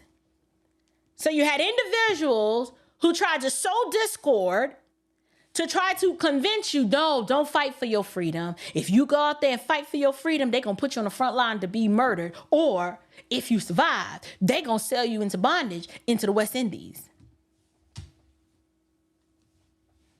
The Black Regiment, they saw its first combat experience at the Battle of Rhode Island. On August 29, 1778, the regiment was on assignment at Aquanic Island in Narragansett Bay near Newport, where they had been tasked with guarding a defensive position anchoring the Continental Army's right wing. Over the course of the battle, the regiment drove back 3 Hessian regiments of the British Army. It was in driving back these furious attacks that our Black regiment distinguished itself with deeds of great valor. Those were our finest and our bravest men. Don't tell me this country's not mine. I refuse to accept the narrative that this ain't my country, it's the white No. Some of the most brave men of valor stood on those front lines fighting for this country's independence from King George. This is my country. And you can't convince me otherwise. The idea that my people had no part or lot in us gaining our independence from an oppressive regime of Great Britain is lost on me now. Y'all should have never let me find this information. Thank you to my friend Vince Everett Ellison, who dropped this truth bomb on me just a few days ago. I was like, say what now? I'm thinking he's talking about the Civil War. He's like, no, boo-boo. Not the Civil War, the Revolutionary War. I was like, wait, I'm doing the math. I'm like, the math is mathing. That's at the infancy of this country. George Washington. Amazing. Just wanted to drop that little truth bomb on you. I thought that was incredible. Absolutely amazing. Let me get to these super chats and I'm getting the heck on because it's late. What time is it? It's only 9:34. That's not too bad. Let me see. Where am I? I'm losing my place. Oh, okay. Josephine, hi, beautiful. Josephine Rodriguez says April should interview Seth Gruber regarding the 1916 project. Well, Sister Josephine, I need to look into who Seth Gruber is and ascertain his significance with the 1916. Do you mean 1619? I don't know, 1619 or 1916 or 1619 project. I will look it up and see what we can come up with. Sister Josephine, thank you so much for that super chat. We got Ranger is what my friends call me back. He says, trust me, I do. Every week I'm in here and YouTube does not want to promote the truth. That is true. We are actively being suppressed. However, it is what it is. There's nothing we can really do about it outside of continuing to spread this message, build our own platforms, share this message on other platforms. That's why I do stream to Rumble and Twitter and Facebook, just to make sure that the message continues to go forward. Get right or get left. He says, Christian conservative women are prettier. I agree. He says, argue with your mama. Salute to you and all your hard work, love. Thank you. Get right or get left. It's something about conservative women actually have joy, whereas liberal women are very, how can I put it? When you spend all your time arguing and being combative and confrontational about things that you know nothing about, I can see how it can diminish a person and rob them of their joy. And they do tend to be anti-God, most of them. If they're genuine believers and they're still on the left, there's a disconnect or something wrong there. But there's just a level of peace and I don't know, peace on the conservative side that I just, all of my conservative friends have joy and are relatively happy, as opposed to the vagina hat wearing liberal women who all they want to do is murder babies. I don't know, we tend to be a little bit more nurturing because we recognize that life is precious and should be protected. We typically want to build families. It's just a different vibe over here on the conservative side. But I agree. Conservative women are prettier. Sorry. Lefticals. Anyway, Daniel Harvey, how are you? He says, God bless you. I'm happy to be a new subscriber. Thank you so much, Daniel Harvey, for joining us over here today. I'm so grateful that you've stopped by and chosen to bless me with a super chat. I've actually been doing YouTube a little bit over, it'll be 3 years in January. And so God has been gracious, and I'm so grateful for the opportunity to have this platform. And I am on a mad dash to 100,000 subscribers. So hopefully we can get there by the end of the year. But if not, to God be the glory anyway. Ranger is what my friends call me is back. And he says, at the end of slavery, blacks owned 25% of the U.S. land. Now we are about 9%. Come on, say it for me. He says, in short, we squandered reparations. Facts are inconvenient things, my friend. That is absolutely true. And we continue to squander it by wasting time begging the government to give us something that's never going to happen. All you're going to get is a study. All you're going to get is a study. And even if you but we deserve it, on what basis and from who? You've never been a slave. The people alive today have never owned slaves. And we had several opportunities in history where reparations were offered, not just given indiscriminately, but offered, and individuals did not take it. Homestead Act. I mean, I don't know. What else you want? Stop begging. Get to work. Go build something. put together with your personal ingenuity and go build something. Go do what the Indians do, who come over here with a suitcase and a coat on their back and they figured it out in one generation. Do what the Nigerians do, who come over here with a suitcase and a coat on their back and figure it out. You've been here as a foundational black and you still ain't figured out how to function in your freedom. I don't know what you want from me. Figure it out. Go build something. Anthony Davis. Hi, friend. Good to see you. Oh, Lord. Here comes another one. Anthony says, God bless. I am still at the beginning. I know it's going to be fire. 3 times. Keep the good work. Your ministry is in my prayers. Thank you. I absolutely love the support that I get from Brother Anthony. Thank you so much for that super chat. He's probably catching up as we go along. This is probably like my 8th hot flash that we're on right now. That's how I'm kind of keeping track of the time. Thank you, Brother Anthony. So grateful that you stopped by to bless me in a super chat. I think we're going to go ahead and wrap it up. I'm hot. And so I don't remember the last thing I ate. It's kind of too late to eat now. So I'm just probably going to... let me see if we have any announcements. Yes, I do. Let me, guys, get you a link. I am still... Our Unburdened merch is still on and popping. This is the Not Voting Kamala Harris hat. Super cute. Y'all like this? Then we have the Unburdened America.